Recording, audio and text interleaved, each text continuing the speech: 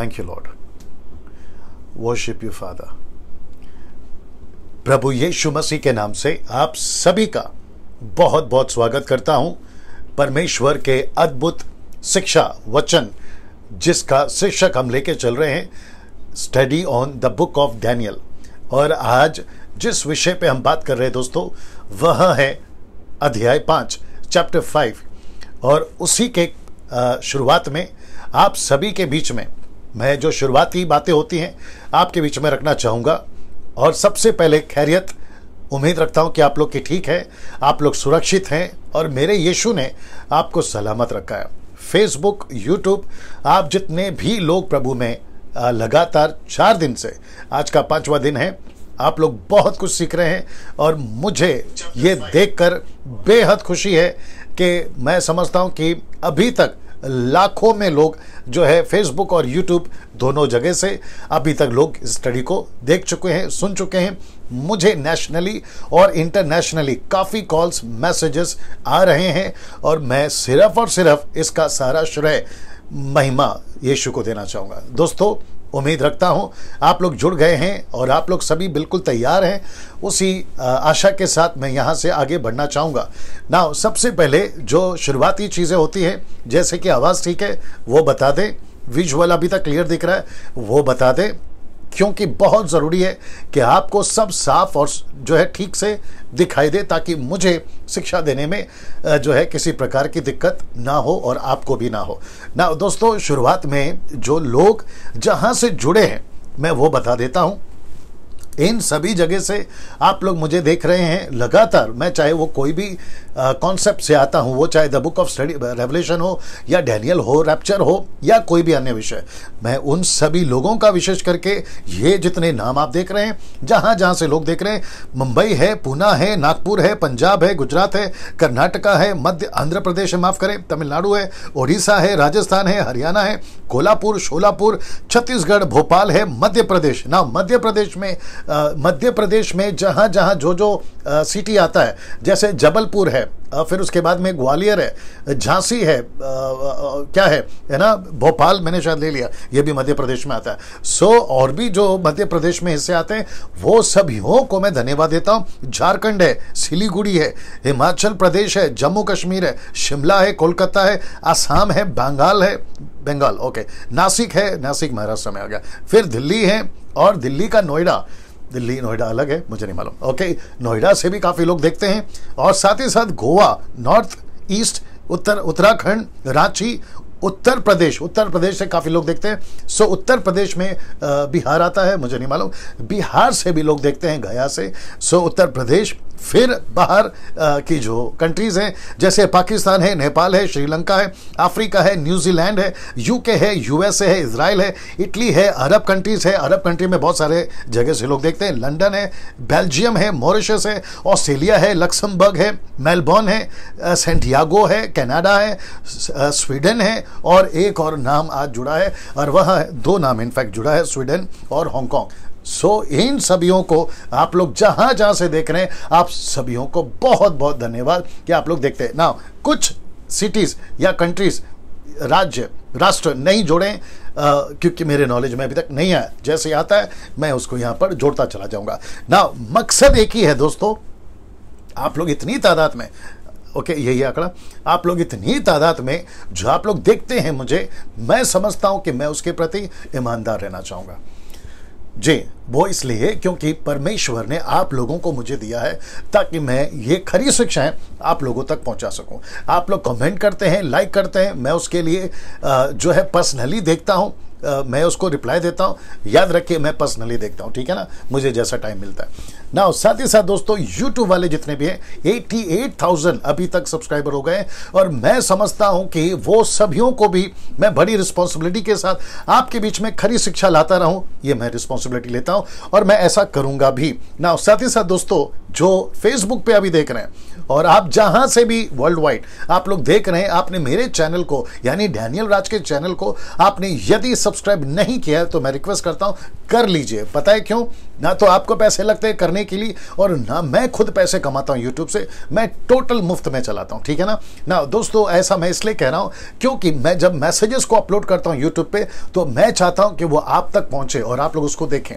खरी शिक्षा मेरा मकसद है, ठीक है ना दोस्तों। आज है 5वां अध्याय, जैसे कि मैं ये बता चुका हूं आज 5वां दिन है और 5वें चैप्टर पे द चैप्टर 5 पे मैं बात करने जा रहा हूं द बुक ऑफ डैनियल के ऊपर। और मैं समझता हूं कि अभी तक पहला अध्याय, दूसरा अध्याय, तीसरा अध्याय और यस्टरडे यानी कि बीता दिन कल आपने चौथा अध्याय देखा और मैं समझता हूं कि आप लोगों ने बहुत कुछ सीखा है, ठीक है ना। सो आज है 5वां चैप्टर और 5वां चैप्टर अपने आप में अद्भुत है और मैं समझता हूं कि जैसे पिछले 4 चैप्टर से आपने बहुत कुछ सीखा, आज भी आप उससे 5वें चैप्टर से बहुत कुछ सीखोगे। चलिए आप लोग तैयार हैं तो मैं आपके बीच में वो 5वां अध्याय रखने जा रहा हूं और जिसको मैं नाम दे रहा हूं, जिसके ऊपर हम सीखेंगे 5वें अध्याय पे, जिस पे हम सीखेंगे 5वां अध्याय इस पर आधारित है। मेरा फ्रेम चेक कर लो, मुझे कहां तक खड़ा रहना, ठीक है ना। 5वां अध्याय इस पर आधारित है। किस पर? ये रहा, इस पर लिखा है सबक नहीं सीखा। जी दोस्तों, मैं इसके ऊपर बात करूंगा। 800 850 लोग देख रहे हैं। आप सभीयों से कहना चाहता हूं कि अभी से शेयर कर दीजिए। आप लोग जो हैं अभी से इसको दूसरों को बांटना शुरू करें, जैसा आप लोग कर सकते हैं, ठीक है ना। बीच बीच में मैं ये जो शेयर के ऊपर मैं आऊंगा, कुछ चीजें आपके बीच में रखूंगा। लिखा है सबक नहीं सीखा। किसने सबक नहीं सीखा? मैं एक एक चीज रखूंगा और सबक नहीं सीखा तभी भूतकाल में यानी पास्ट में और अभी वर्तमान में, प्रेजेंट में और आगे जाकर जब तक यीशु नहीं आ जाता, जिसको कहते हैं यीशु मसीह का आगमन नहीं हो जाता, वो चाहे रैप्चर हो या सेकंड कमिंग हो, जब तक अगर हम दुनिया में हैं या मसीहत दुनिया में है, अगर तब तक नहीं आ जाता तो फ्यूचर के लिए भी एक सबक सीखना जरूरी है इस चैप्टर से।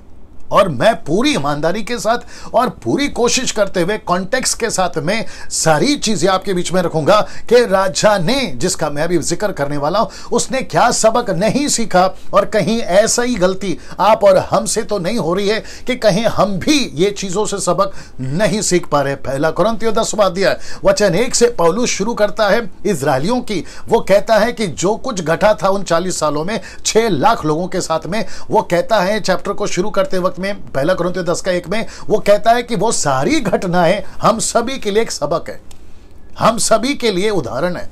उससे हमको कुछ सीखना चाहिए। कैसी गलती उन्होंने करी और वही गलती अब हम ना करें, ऐसी वो बात को वो करता है। तो मैं चाहता हूं कि इस चौथे अध्याय से आप भी एक सबक लें, आप भी एक सबक लें।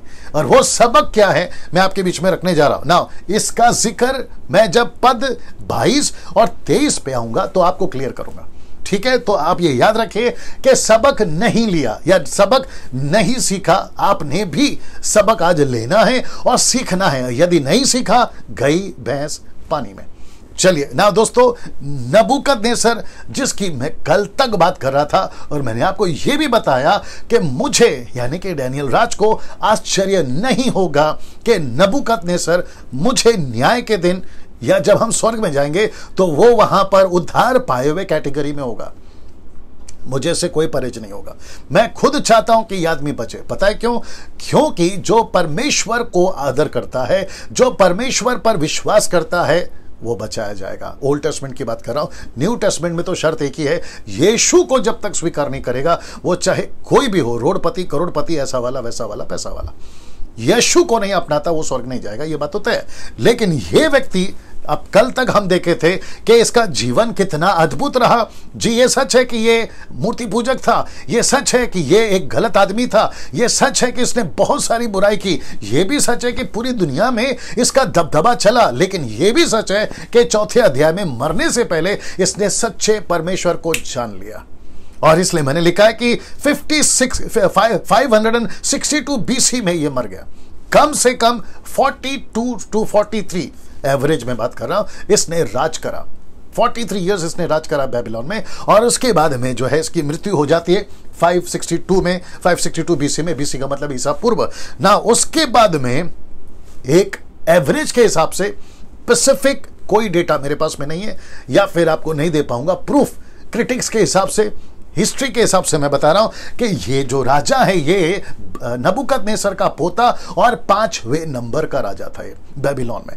और जब ये राज कर कर मरा तो ये मरा 539 BC में, ये मर गया। ठीक है ना। इसके बारे में आज हम सीखेंगे, और यही मैंने कहा कि इस बेलशस्सर ने सबक नहीं सीखा, इसने सबक नहीं लिया ना। अपने ग्रैंडफादर जिसको कहते हैं उसका दादा या परदादा, उसने उससे सबक नहीं सीखा ना। दोस्तों, बेलशस्सर नबूकदनेस्सर का पोता था, मैं आपको बता चुका हूं। बेलशस्सर अपने पाप में बिना मन फिराए मरा।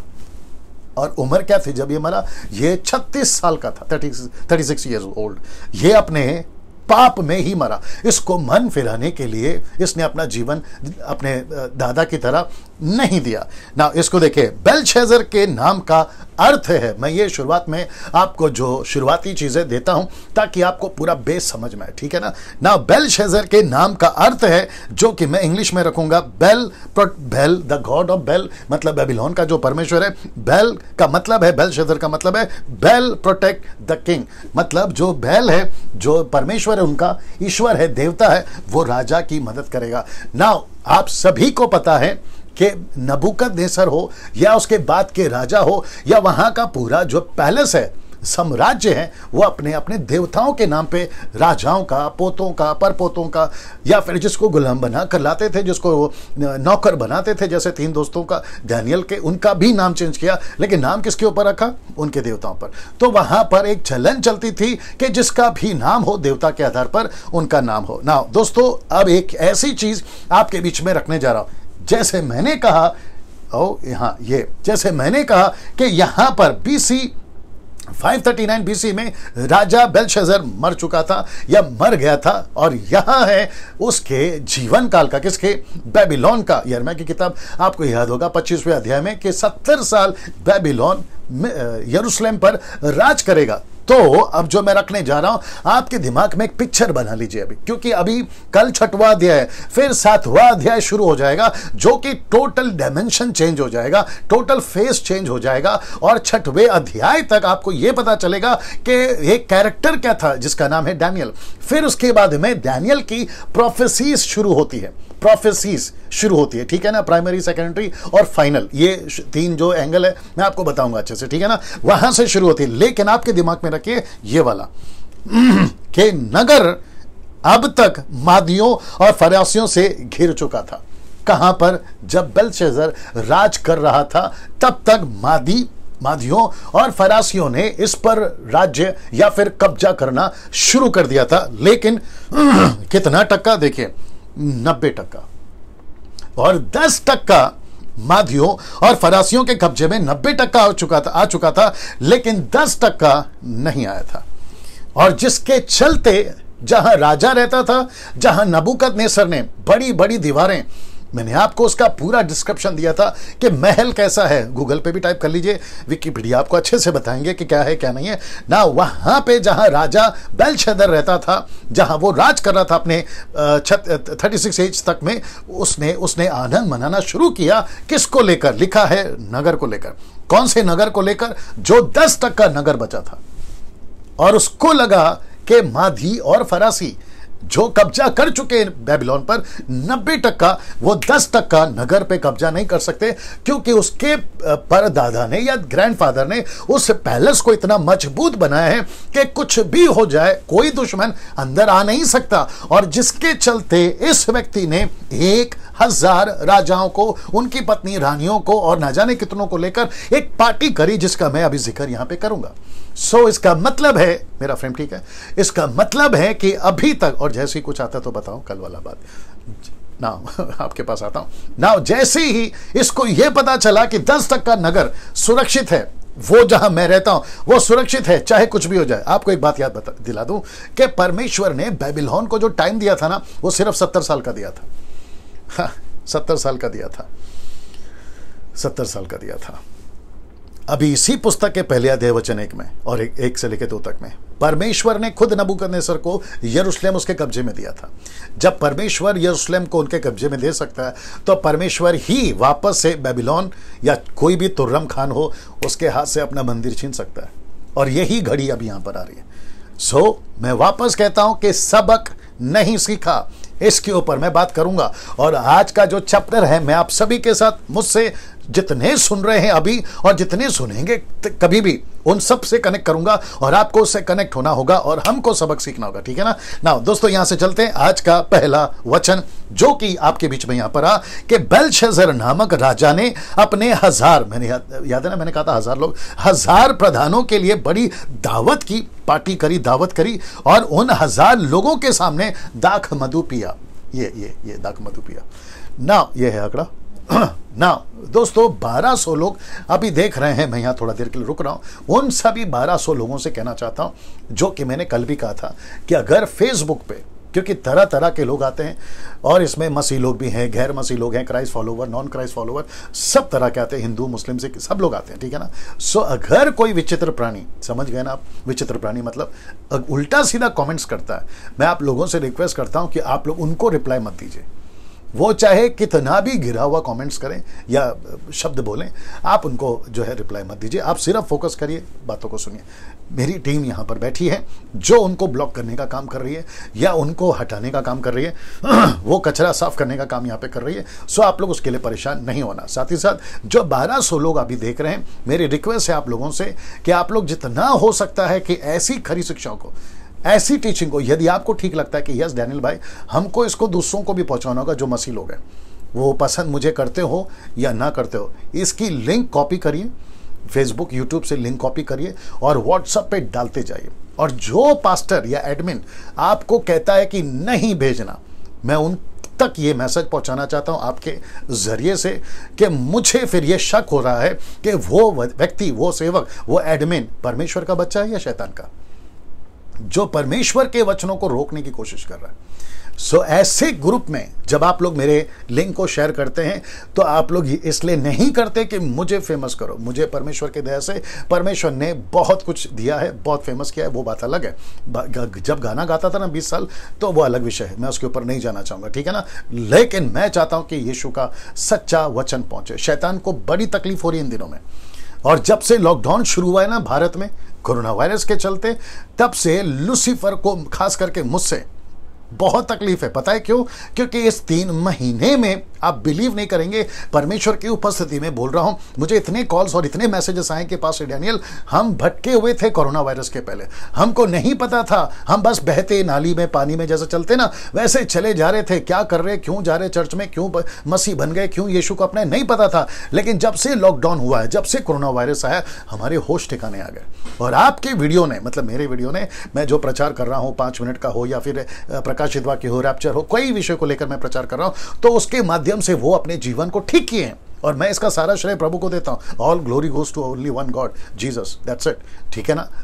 मैं चाहता हूं कि जबरदस्ती, फोर्सफुली जबरदस्ती आप लोग डालिए, व्हाट्सएप पे भेजिए उनको, ताकि होना हो आज नहीं तो कल, देर सवेर वे सत्य को जाने और यीशु को अपनाए। पूरी तरह से मसीहों की बात कर रहा हूं, ठीक है ना। वापस आता हूं कि यह वचन बताता है कि 1000 लोगों के बीच में उसने पार्टी करी और ऐसे चलते चलते जब ये दारू पीकर, चित्र दिखा देता हूं, ये चित्र देख लीजिए जी दोस्तों, ये चित्र देख लीजिए। जब ऐसी पार्टी हो रही थी, पार्टी होते होते दारू पीते पीते वचन 2 आ गया, दाख मधु पीते पीते, देख लीजिए, दाख मधु पीते पीते यानी कि शराब नशा पीते पीते बेलशस्सर ने आज्ञा दी। क्या आज्ञा दी? कि सोने चांदी के जो पात्र मेरे पिता का मतलब है, जब यूनानी भाषा में, अरामिक भाषा में जब लिखा जाता है तो वहां ग्रैंडफादर है, यानी कि परदादा या दादा, ठीक है ना। लेकिन जब ट्रांसलेशन हुआ तो मुझे नहीं पता कि यहां पे करेक्शन क्यों नहीं किया, ये दादा है उसका, 5वें नंबर का राजा है, यानी कि ये 5वें नंबर का बेलशस्सर राजा है। तो नबूकदनेस्सर और काफी जो राजाओं ने राज किया, किसी ने 2 महीना, किसी ने 2 साल, किसी ने 3 साल 4 साल ऐसा राज्य किया, किसी ने शायद 2 दिन राज किया और उसके बाद में जो है वो खत्म हो गए कई कारणों से, उसका नहीं बता पाऊंगा क्योंकि मेरे पास में उतना टाइम नहीं है ना। जैसे ही उसने कहा कि मेरे पिता नबूकदनेस्सर ने यरूशलेम के मंदिर में से निकाले थे क्या पात्र, मैं बताता हूं पात्र क्या है, और लिखा है कि उन्हें ले आओ कि राजा अपने प्रधानों, रानियों और रखेलों समेत उनमें से पिए।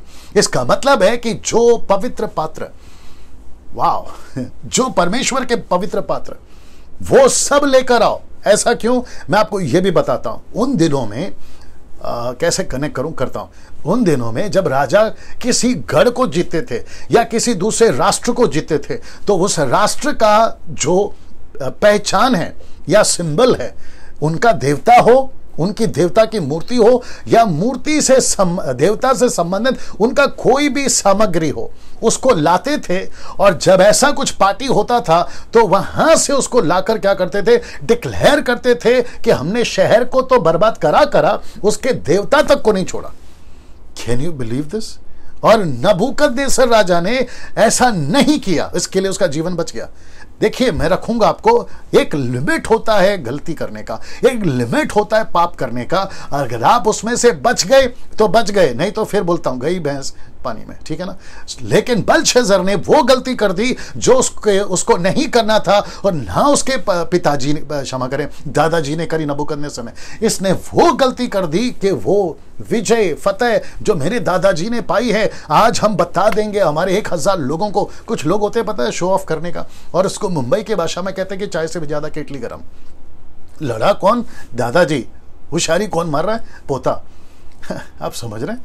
वैसे ही इसने वो गलती कर दी जो इसको गलती नहीं करनी चाहिए। और आपको पता है उसने क्या किया? इधर देखिए, तब जो सोने के पात्र यरूशलेम में परमेश्वर के भवन के मंदिर में से निकाले गए थे, ये देख रहे हैं, परमेश्वर के मंदिर में से वो क्या क्या था सामग्री जिसको मूसा ने कहा था कि कैसा भवन बनेगा, एक ऐसा होली ऑफ होली प्लेस बनेगा जिसको सुलेमान ने भी बनाया, उसके अंदर कोई नहीं जा सकता। इंसान छोड़िए, जानवर गए तो पत्थर से मार दो। ऐसे पात्रों को, ऐसे होली पात्रों को, उन दिनों की बात कर रहा हूं, आज तो हमारा शरीर उसका मंदिर है, ठीक है ना। ऐसे पात्रों को लेकर आ, उसमें हम क्या करेंगे? शराब पिएंगे। मैं आपको कनेक्ट करता हूं, ये देखिए, ये देखिए, ये फोटो, ये सब वही है, ये देखिए, ये सब वही है, ये सब वही है, ये देख रहे हैं आप, ये सब वही है। और उसके चलते यहां पर उसने वो गलती कर दी, वचन 3 को वापस रख देता हूं, वो गलती कर दी तब जो सोने के पात्र यरूशलेम में परमेश्वर के भवन के मंदिर में से निकाले गए थे, ये देख लीजिए, लिखा है कि वे लाए गए और राजा अपने प्रधानों, रानियों, रखेलों समेत उसमें से पीने लगा। ये तो इंतहा हो गई, ये तो हद हो गई। सब ठीक चल रहा है? ये तो हद हो गई, ये तो गजब ढा दिया इस व्यक्ति ने। अब यहां पे सीमा खत्म कर दी इस आदमी ने। अब आप सोच के देखिए, परमेश्वर, मैं आपको चित्र भी दिखा देता हूं, ये देख लीजिए चित्र, ये चित्र देख लीजिए, ऐसी हरकतें चल रही थी, ऐसी हरकतें चल रही थी। अब आप सोच के देखिए, परमेश्वर पाप को बर्दाश्त नहीं कर सकता, परमेश्वर पाप को नफरत करता है। अब आप सोच के देखिए, परमेश्वर के चीजों को, परमेश्वर के अपने चीजों को अगर कोई ऐसा करे, ये हरकतें करे, अब आप सोच के देखिए फिर परमेश्वर क्या करेगा ना। मैंने टॉपिक क्या रखा है आज का? 5वें अध्याय का सबक नहीं सीखा। सो इस घड़ी में जैसे ये शराब पी रहा है, ऐसा ही एक प्रश्न आपके सामने अभी डालने जा रहा हूं। वो प्रश्न है ये, क्या आप शराब पीते हो? एक सेवक होकर, एक विश्वासी होकर, एक एवेंजलिस्ट होकर, एक पास्टर होकर, एक म्यूजिशियंस होकर, वर्शिपर के, एक वर्शिप लीडर होकर, एक प्रभु के दास होकर, विश्वासी होकर, आप चाहे कहां से आते, Pentecostal, charismatic, Orthodox, Lutheran, brethren, mainline, sideline, upline, downline, आप नेशनल, इंटरनेशनल, आप जो भी हैं, मेरा प्रश्न है, क्या आप शराब पीते हैं जैसे ये शराब पी रहे थे? अगर आप शराब पी रहे हैं, मैं रिपीट कर दूं, अगर आप शराब पी रहे हैं, आपको शर्म आनी चाहिए। एक पास्टर होके अगर आप शराब पी रहे हैं, एक वर्शिपर होके, म्यूजिशियन होके, यीशु के आराधक होके अगर आप शराब पी रहे हैं, आपको शर्म आनी चाहिए। मैं रिपीट करता हूं, आपको शर्म आनी चाहिए। आप यीशु के बाइबल को पकड़ के, आप चर्च जाके, आप यीशु के लोग हैं, और ऊपर से दुनिया को कहते हैं मेरा नाम एंथनी है, मेरा नाम डैनियल है, मेरा नाम गोंसालिस है, मेरा नाम पिंटो है, मेरा नाम रोजी है, मेरा नाम सूजी है। परमेश्वर ऊपर से पूछता है, बेटा तेरा नाम ठीक है, लेकिन तेरी हरकतें कैसी है? मुझे कुछ लोगों ने बताया है, और कुछ लोगों को मैं जानता हूं, आंखों से देखा हूं, कानों से सुना हूं, जो शराब पीते हुए पाए गए और शराब पीते हुए गाड़ियों में, सड़कों पे पाए गए। मैं नाम किसी का नहीं लूंगा। अब आप सोच के देखिए, अगर ये व्यक्ति को परमेश्वर नहीं बख्श रहा, मैं कनेक्ट करूंगा लास्ट में। आप सोच के देखिए, आज आप विश्वासी हैं, कुछ लोग क्या बोलते हैं मालूम है, मैं विश्वासी हूं, मैं यीशु को मानता हूं, मैं शराब पीता हूं, मेरी मर्जी, आपका क्या जाता है, आपके बाप का क्या जाता है, ऐसे भी लोग बोलते हैं। मैं उसको बोलना चाहूंगा, बेटा मेरे बाप का नहीं, यानी कि डैनियल का आपका नहीं, बाप का बात चल रहा है, आपका नहीं बाप का। तो यीशु मसीह हम सबका बाप है, मैं उसके बाप के वसीले से तुमको बता रहा हूं, सुधर जाओ, सबक सीख लो। यही रखा था ना, सबक सीख लो। अगर आपके घर में अभी दारू की बोतल है, आप कौन से कंट्री से सुन रहे हैं मुझे नहीं मालूम। अच्छा, कुछ लोग ये भी कहते हैं कि डैनियल भाई वाइन पी सकते हैं, वाइन, कभी रेड वाइन, ब्लैक वाइन, जो भी वाइन है वो पी सकते हैं जिसमें अल्कोहल मात्रा नाम की होती है, मतलब परसेंटेज अल्कोहल का बहुत कम होता है। डॉक्टर भी सलाह देता है। डॉक्टर क्या चीज है? अच्छा, कुछ लोग कहते हैं कि जहां हम कंट्री में रहते हैं वहां बर्फ बहुत गिरती है, स्नोफॉल बहुत होता है, और जिसके चलते हमको अपने शरीर को संभालना है, जिसके चलते हम लोग जो है शराब पीते। तो मैं पूछूंगा कि ओल्ड टेस्टमेंट में जब ये सिस्टम नहीं था तो क्या वहां पर बर्फ नहीं गिरता था? इसको कहते हैं कि पीने वाले को बहाना चाहिए। अच्छा, कुछ लोग और एक कहते हैं, बोला बाइबल में कहां लिखा है? तो फिर बाइबल में तो बहुत कुछ नहीं लिखा है। बाइबल में बहुत कुछ नहीं लिखा है। सिगरेट पीने के बारे में बाइबल में नहीं लिखा है, तो तुम पियो ना सिगरेट। क्या बात करते हो यार? आपको यह समझाना बहुत जरूरी है कि जिस चीज से परमेश्वर को नफरत है, मेरा वचन रख रहा हूं मैं अभी, जिस चीज से परमेश्वर को नफरत है वो ऐसी चीज तुम करते क्यों हो? और वो भी बहाना ढूंढते हो, बोला बाइबल में नहीं लिखा है तो हम लोग पी लेते हैं। शर्म आनी चाहिए तुमको। और ऊपर से पुलपिट पे खड़े होते हो, दारू पीते हो सैटरडे रात को, और संडे को बाइबल पकड़ के प्रचार करते हो। शर्म आनी चाहिए तुमको। ऊपर से गाना गाते हो परमेश्वर का, और ऊपर से कहते हो कि परमेश्वर का पवित्र उपस्थिति आ रहा है। फिर ये पवित्र उपस्थिति तुम्हारा संडे नाइट को, माफ करिए, सैटरडे नाइट को कहां गया था? आप जो घर पे दारू पीते हो बोतल में, या रम है, विस्की है, वोडका है, आप जो भी पीते हो, ये घर पर कैसे पी लेते हो तुम? ये सारी चीजें, मैं वापस कह रहा हूं, सबक सीखो, सबक सीखो, सबक सीखो ना। कुछ चीजें आपके बीच में रख रहा हूं। पहला कुरिन्थियों उसका 6 का 10, गलतियों 5 का 21 लिखा है, पियक्कड़, ड्रंकर्स, इंग्लिश वर्ड है ड्रंकर्स, पियक्कड़ कहां नहीं जाएंगे, परमेश्वर के राज्य के वारिस नहीं होंगे। नहीं होंगे। इसका मतलब क्या है? इसका मतलब है कि दारू पीने वाला, वाइन पीने वाला किसी भी वजह से नहीं जाएगा परमेश्वर के राज्य में, नहीं जाएगा। दारू के चलते बहुत सारा कांड हुआ है, मेरा इसके ऊपर एक वीडियो भी है, ओल्ड टेस्टमेंट से लेके न्यू टेस्टमेंट तक। अच्छा, कुछ लोग कहते हैं कि परमेश्वर का दास पौलुस ने जो है तिमोथी को बोला था कि दाखरस को जो है तू पिया कर, ठीक से बाइबल पढ़ो, ठीक से वचन पढ़ो। वहां लिखा, पीने को नहीं बोला, लिखा है कि दारू को, वाइन को, अगर वो तुम्हारे हिसाब से, उसको यूज करो काम में लाने के लिए। क्यों? उसका पेट दुख रहा था। तो कॉन्टेक्स्ट क्या है? वो उस तिमोथी के लिए उसका पेट दुख रहा है। कॉन्टेक्स्ट ये है, तुम उसका रेफरेंस उठा के तुम दारू पी लोगे? सोच के देखिए आप क्या कर रहे हो। सो मैं वापस कहता हूं, और बड़े कठोर शब्दों के साथ कहता हूं कि जो विश्वासी होकर, यीशु का फॉलोवर होकर, वो किसी भी डिनोमिनेशन का हो, उससे कोई फर्क नहीं पड़ता। कैथलिक हैं आप, सीएनआई हैं, मेथोडिस्ट हैं, पेंटिकॉस्टल हैं, बैप्टिस्ट हैं, आप जो भी हैं, मैं सीधी लाइन कहता हूं और कठोर शब्दों में कहता हूं कि तुम अगर दारू पीते हो तो तुम मसीहत में नहीं हो। तुमको मसीहत छोड़ देनी चाहिए, तुमको यीशु को छोड़ देना चाहिए, संसार में चले जाओ वापस। आई बात समझ में? नाउ इसको सुनिए, इसको देखिए। अब परमेश्वर का क्रोध राजा पर आता है। मैं वापस कहता हूं, सबक सीखो। ये राजा नहीं सीखा, मैं वही चीज रख रहा हूं। काश इसने सबक सीख लिया होता मेरे इस प्रचार से, मेरे अभी के स्टेटमेंट से। अगर किसी का दारू छूट जाता है, परमेश्वर को धन्यवाद। मैं सच कह रहा हूं, दारू है, सिगरेट है, गुटखा है, तंबाकू है, न जाने और क्या क्या। मैं लास्ट में कनेक्ट करूंगा, ठीक है ना, कि बेबीलोन क्यों गिर गया, उसके 3 कारण लास्ट में बताऊंगा मैं। ना इसको देखिए, अब परमेश्वर का क्रोध राजा पर, वचन 4 लिखा है कि वे दाखमधु पी पी कर, देख रहे हैं, लिखा है कि वे दाखमधु पी पी कर, सोने, चांदी, पीतल, लोहे, काठ, और लिखा है पत्थर के देवताओं की स्तुति, ये देख लीजिए ब्रैकेट, लिखा है कि स्तुति कर ही रहे थे, कर ही रहे थे। अचानक से कुछ हो गया, मैं बताऊंगा आपको अचानक से क्या हो गया। लेकिन पहला कुरिन्थियों उसका 3 का 17 पढ़ लेते हैं। लिखा है, यदि कोई परमेश्वर के मंदिर को नाश करेगा तो परमेश्वर उसे नाश करेगा, क्योंकि परमेश्वर का मंदिर पवित्र है और वह तुम हो, वह तुम हो, आप हो परमेश्वर के मंदिर। दारू पीकर जो तुम अपने मंदिर को खराब करते हो, परमेश्वर कहता है कि मैं उसे नाश करूंगा, मैं उसे नाश करूंगा। वो जो भी वजह हो, सब ठीक है कमेंट बॉक्स में, वो जो भी वजह हो, परमेश्वर कहता है मेरे मंदिर को नाश नहीं करना, मेरे मंदिर को नाश नहीं करना। तुम सिगरेट पीते हो विश्वासी होकर, शर्म आनी चाहिए। लिखा है ना दूसरा पत्र 2:22 में, वो कुत्ता क्यों कहा, वो सुअर क्यों कहा? पहले पाप में जीवन जी रहे थे, आप संसार से निकलकर यीशु में आ गए और यीशु ने तुमको अपने लहू से साफ कर दिया, अपने लहू से धो दिया और तुमको कहा कि मैं तुमको जीवन दे रहा हूं। ऐसा जीवन जीने के बाद में अगर आप वापस से वही चीज करोगे तो तुम सुअर और कुत्ते हुए ना, तुम सुअर और कुत्ते हुए ना।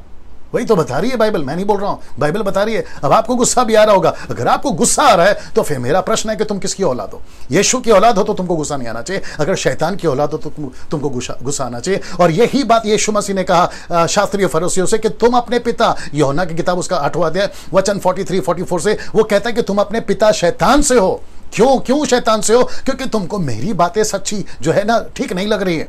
अगर मेरा वीडियो देखकर अगर कोई कहता है ये स्टेटमेंट जो मैं भी दे रहा हूं कि डैनियल भाई आप बहुत स्ट्रेट फॉरवर्ड बात कर रहे हैं, आप बहुत कठोर शब्द बात कर रहे हैं, तो मेरे दोस्त ये मेरा नहीं है, ये परमेश्वर का वचन है जो तुमको बचा रहा है। राजा को सबक नहीं मिला, राजा ने सबक नहीं सीखा, कम से कम इस वीडियो से आप लोग सबक सीखिए, आप लोग सबक सीखिए, ठीक है ना। लिखा है जो कोई मेरे मंदिर को नाश करेगा मैं उसको नाश करूंगा। ना इसको देखिए प्रेरितों की किताब उसका 9:15, यहां एक कैरेक्टर है उसका नाम है पौलुस, जो पहले शॉल था अभी पॉल बन गया। यीशु ने उस कैरेक्टर को नाम क्या दिया मैं आपके बीच में रखने जा रहा हूं, जो कि कनेक्शन है मंदिर के पात्र को उठाकर उसमें दारू डालकर जो पिया ना उससे कनेक्ट कर रहा हूं। लिखा है परंतु प्रभु ने उससे कहा कि तू चला जा, एक परमेश्वर के दास से कहा तू चला जा, किसके पास? पौल के पास में, शाऊल के पास में, क्योंकि यह तो अन्य जाति और राजाओं और इस्राएलियों के सामने मेरा नाम प्रकट करने के लिए, बड़े ध्यान से देखना, मेरा चुना हुआ पात्र है।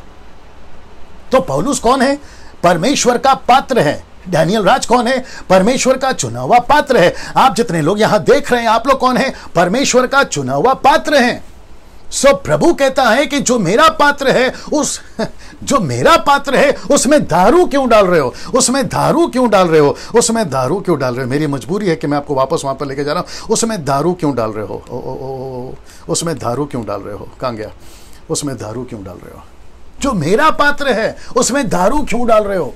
जो मेरा मंदिर है उसमें शराब क्यों डाल रहे हो? उसमें पाप क्यों डाल रहे हो? और इसलिए लिखा है कि ये पी कर ऐसा गलत काम कर बैठे जो उनको नहीं करना चाहिए था। वैसे ही आज भी 90% मसीह लोग भारत के अंदर, भारत के बाहर, मैं सबसे बात कर रहा हूं, आज दारू पीकर गलत काम कर वो काम कर बैठ रहे हैं जो उनको नहीं करना चाहिए था। ये देख लीजिए, जो उनको नहीं करना चाहिए। मैं वापस आ रहा हूं कि यहां पर परमेश्वर का गुस्सा प्रकट हो रहा है।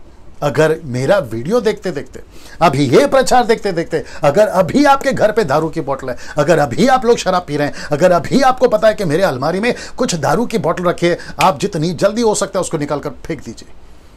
और अगर नहीं फेंक रहे हैं तो मैं खुद कहता हूं कि सर मेरा वीडियो देखना बंद करो, आपको जो करना है करिए।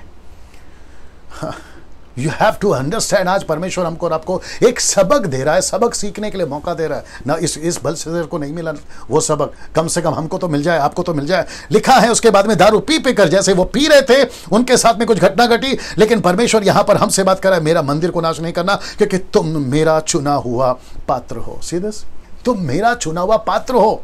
मैं यहां जितने हैं, मुंबई, नागपुर, कोल्हापुर, शोलापुर, आपका जो भी भारत के बाहर 29 राज्य, अदर कंट्रीज में, अक्रॉस द वर्ल्ड जो भी मुझे देख रहा है, मैं आप सभी को कहना चाहता हूं कि आप परमेश्वर के पात्र हैं। आसान नहीं है आपका उद्धार होना। क्या ब्लेसेड लोग हैं आप और हम लोग, जो कि हमारी आत्मिक आंखें खुल गई। ना जाने कितने राजा, मंत्री, संतरी हैं जिनकी आंखें अभी तक नहीं खुली हैं। आप और मुझे परमेश्वर को धन्यवाद देना चाहिए कि हम परमेश्वर के पात्र गिने जाते हैं। Can you believe this? और उस पात्र को हम परमेश्वर के हाथों में दें या शैतान के हाथों में? इसलिए पौलुस कहता है कि परमेश्वर का और शैतान का दोनों का अंदर क्या काम, एक मेज में दोनों को कैसे बिठा लिए। मैं वापस कहता हूं जो मैंने शायद 2-3 दिन पहले बोला था कि परमेश्वर को संसार और संसार की बातों से नफरत है। वो चाहे पिक्चर का गाना हो, सलमान खान हो, शाहरुख खान हो, आपका बॉलीवुड, हॉलीवुड, टॉलीवुड, और जितने बॉलीवुड से, मुंबई से कुछ एक्टर्स, मैं किसी का नाम तो नहीं लूंगा, जो परमेश्वर में आ गए हैं, मुझे आज उनके ऊपर गुस्सा है। पूछो क्यों? वो इसलिए क्योंकि बाहर से यानी कि संसार से अंदर आ गए, लेकिन पूरी तरह से अंदर नहीं आए। अभी भी उनका एक पैर बाहर ही है और ऐसा कुछ नहीं करते हुए दिख रहे, जैसा कि उनको सर पे चढ़ा के रखें। बीच में उनके कुछ बच्चे गाना गा रहे थे, उनको फॉरवर्ड करना, शेयर करना शुरू कर दिया, जो कि हजारों में। मेरे मन में प्रश्न उठा कि ऐसा क्या गा लिया कि तुम उसको इतना शेयर कर रहे हो?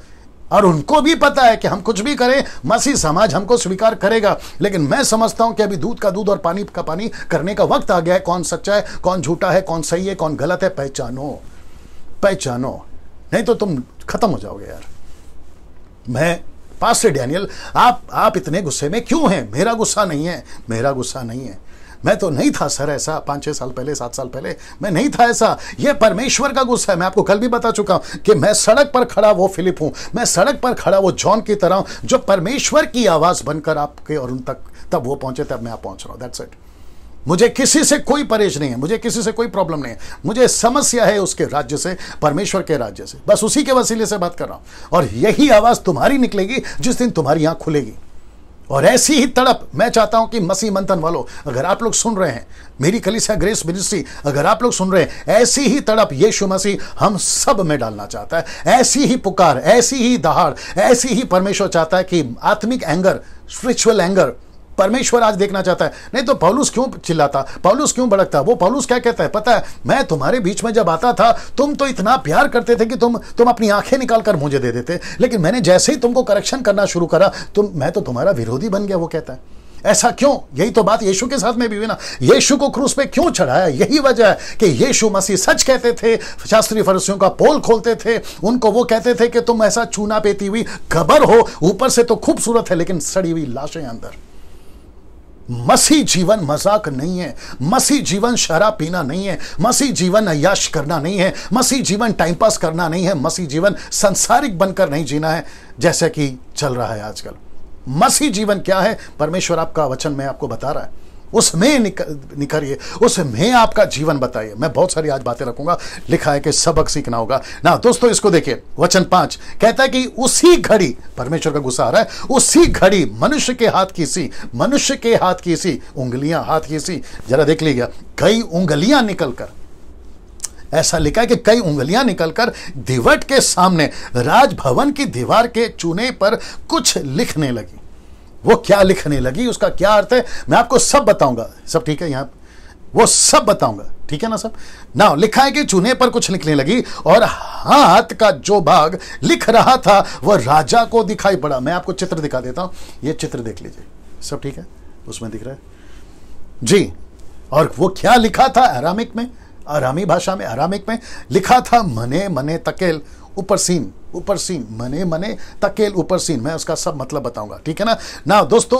ओके, वापस से आपको ये चित्र दिखा देता हूं, इसको देख लीजिएगा। ये कब हो रहा है?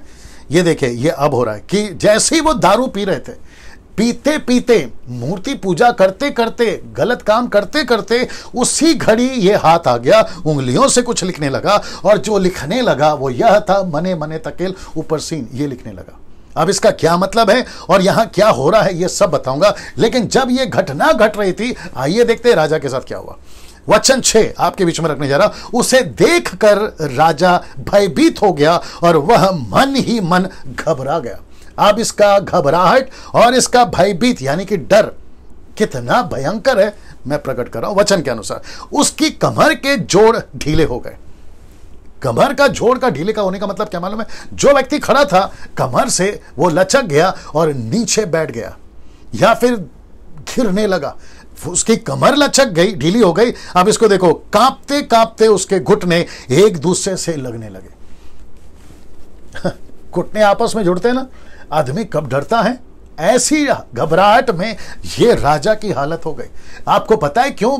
क्योंकि बड़े ध्यान से सुनना, इतिहास में, सब लोग ठीक है यहां पे, सब ठीक है, इतिहास में कभी ऐसी घटना नहीं घटी थी, ऐसी घटना नहीं घटी थी इतिहास में।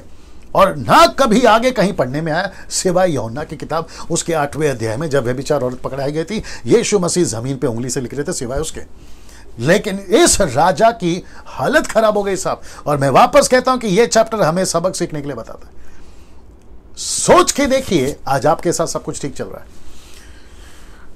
कैसे बताऊं? जब आप दारू पी रहे होते हैं ना, कहीं ऐसा ना हो जाए आपके साथ। आप जो अपनी गाड़ी में दारू पी रहे होते हैं, घर में दारू पी रहे होते हैं, मैं विश्वासियों से बात कर रहा हूं। अगर आप विश्वासी तक ये मैसेज पहुंच रहा है तो सर आप लोगों के लिए भी है, जितनी जल्दी हो सकता है सुधर जाइए, जितनी जल्दी हो सकता है सुधर जाइए। नशे के चलते, मैं लास्ट में कनेक्ट करूंगा, नशे के चलते आज पूरे भारत में कितने परिवार टूट रहे हैं, कितने घर टूट रहे हैं, कितने तलाक हो रहे हैं, कितने सारे गड़बड़ हो रहे हैं, क्या कहते हैं, लोग गरीब हो रहे हैं, घर का घर बर्बाद हो रहा है शराब के चलते। पंजाब अगर आप सुन रहे हैं, वहां से काफी रिपोर्ट आती है आप लोगों की, पंजाबीज, आप सोचिए, विश्वासियों की बात कर रहा हूं, बहुत बहुत संभलना है सर। और लिखा है कि यह व्यक्ति की हालत खराब हो गई जब उसने कुछ देखा। लिखते हुए क्या देखा मैं बताऊंगा, लेकिन आइए यहां पर वचन 7 आपके बीच में रखने जा रहा हूं। लिखा है कि तब राजा ने ऊंचे शब्द से पुकारकर तांत्रिक, कसदियों, अन्य भावी कहने वालों को हाजिर होने के लिए आज्ञा दी। मतलब कहा कि इन सबको बुलाओ, जैसा कि अक्सर होता है। आपने देखा नबूकदनेस्सर के टाइम पे भी यही हुआ। जब जब सपना दिखता था या कुछ ऐसी घटनाएं घटती थी, उनको यानी कि कसदियों को, तांत्रियों को, जो ब्लैक मैजिक है, जादू टोना वाले, उन सबको बुलाया जाता था। लेकिन आपको पता है जैसे नबूकदनेस्सर के टाइम पे वो तब फेल हुए, ये अब भी फेल होंगे, ये अब भी फेल होंगे, ये अब भी फेल होंगे। कौन कर रहा है? परमेश्वर। परमेश्वर किसको अपना मर्म बताता है? जो उसके सच्चे दास हैं। मैं आपको बता चुका हूं सच्चा दास कौन है, दानियेल की बात कर रहा हूं, है ना। ये आपको समझना बहुत जरूरी है। तो ये यहां पे भी फेल हो गए, लगातार फेल होते ही चले गए। लिखा है जब बाबेल के पंडित पास आए। अच्छा, एक और चीज कनेक्ट करूंगा मैं लास्ट में, क्योंकि यहां पे ये जो पंडित है ना, राजा चिरंजीव रहे ऐसा नहीं बोला, मैं आपको कनेक्ट करूंगा उसके साथ में। जब बाबेल के पंडित पास आए तब उसने उनसे कहने लगा, जो कोई वह लिखा हुआ पढ़कर उसका अर्थ मुझे समझाए, उसे बेगैनी रंग का वस्त्र, उसके गले में सोने का कंठमाला पहनाई जाएगी। मेरे राज्य में तीसरा वही प्रभुता करेगा। अगर तुम तांत्रिक, तुम ज्योतिष, तुम पंडित, तुम ब्लैक मैजिक वाले अगर मुझे बता दोगे तो मैं तुमको महंगे महंगे कपड़े पहनाऊंगा, महंगे कपड़े, फैंसी कपड़े वो दूंगा। फिर तुम्हारे गले में एक ऐसा माला पहनाऊंगा जिससे डिक्लेयर हो जाएगा कि ये राजा है। मुझे ऐसा लगता है मेरे नॉलेज के हिसाब से कि जिसके भी गले में वो माला होगा, दूर से पता चल जाएगा कि ये राजा है। तो ऐसा राजा माला उसको दूंगा, वो कहता है। और साथ ही साथ तीसरा राज्य वही होगा, यह राजा वही होगा। ठीक है ना। ना इसको देखिए वचन 8। तब राजा के सब पंडित लोग भीतर आए, परंतु उस लिखे हुए को ना पढ़ सके और ना राजा को उसका अर्थ समझा सके। मतलब वापस कह रहा हूं, ये लोग फेल हो गए। तो इसका मतलब है कि राजा की चूने पे, जो दीवार पे लिखाई लिखी थी, उसको ये पढ़ नहीं सके, समझ नहीं सके, बता नहीं सके। तब एक घटना घटती है, मैं आपके बीच में रखने जा रहा हूं। लिखा है कि इस पर बेलशस्सर राजा बहुत घबराया और भयतूर हो गया, और उसके प्रधान भी बहुत व्याकुल हो गए। इसका मतलब क्या है? इसका मतलब यह है कि पूरी की पूरी आशा खत्म हो गई, सब कुछ खत्म हो गया।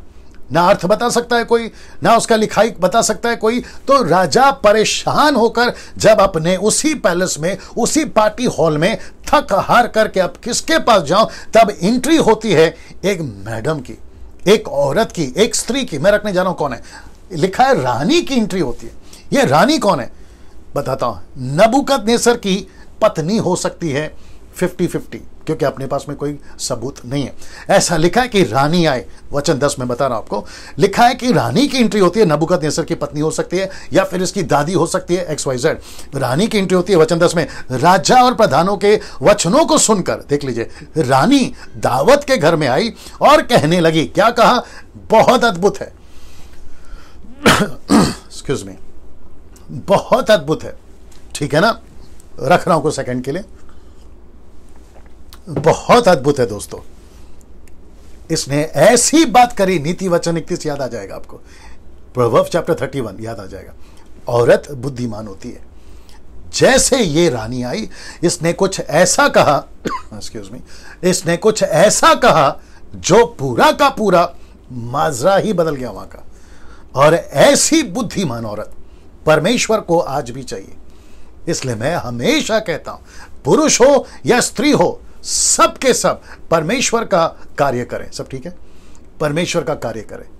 मैं हमेशा सपोर्ट में हूं, मैं हमेशा फेवर में हूं कि जितने पुरुष कहते हैं कि औरत पास्टर नहीं बन सकती, मैं वापस कहता हूं, मूर्खता के लेवल में खड़े हो तुम लोग, मूर्खता के लेवल में।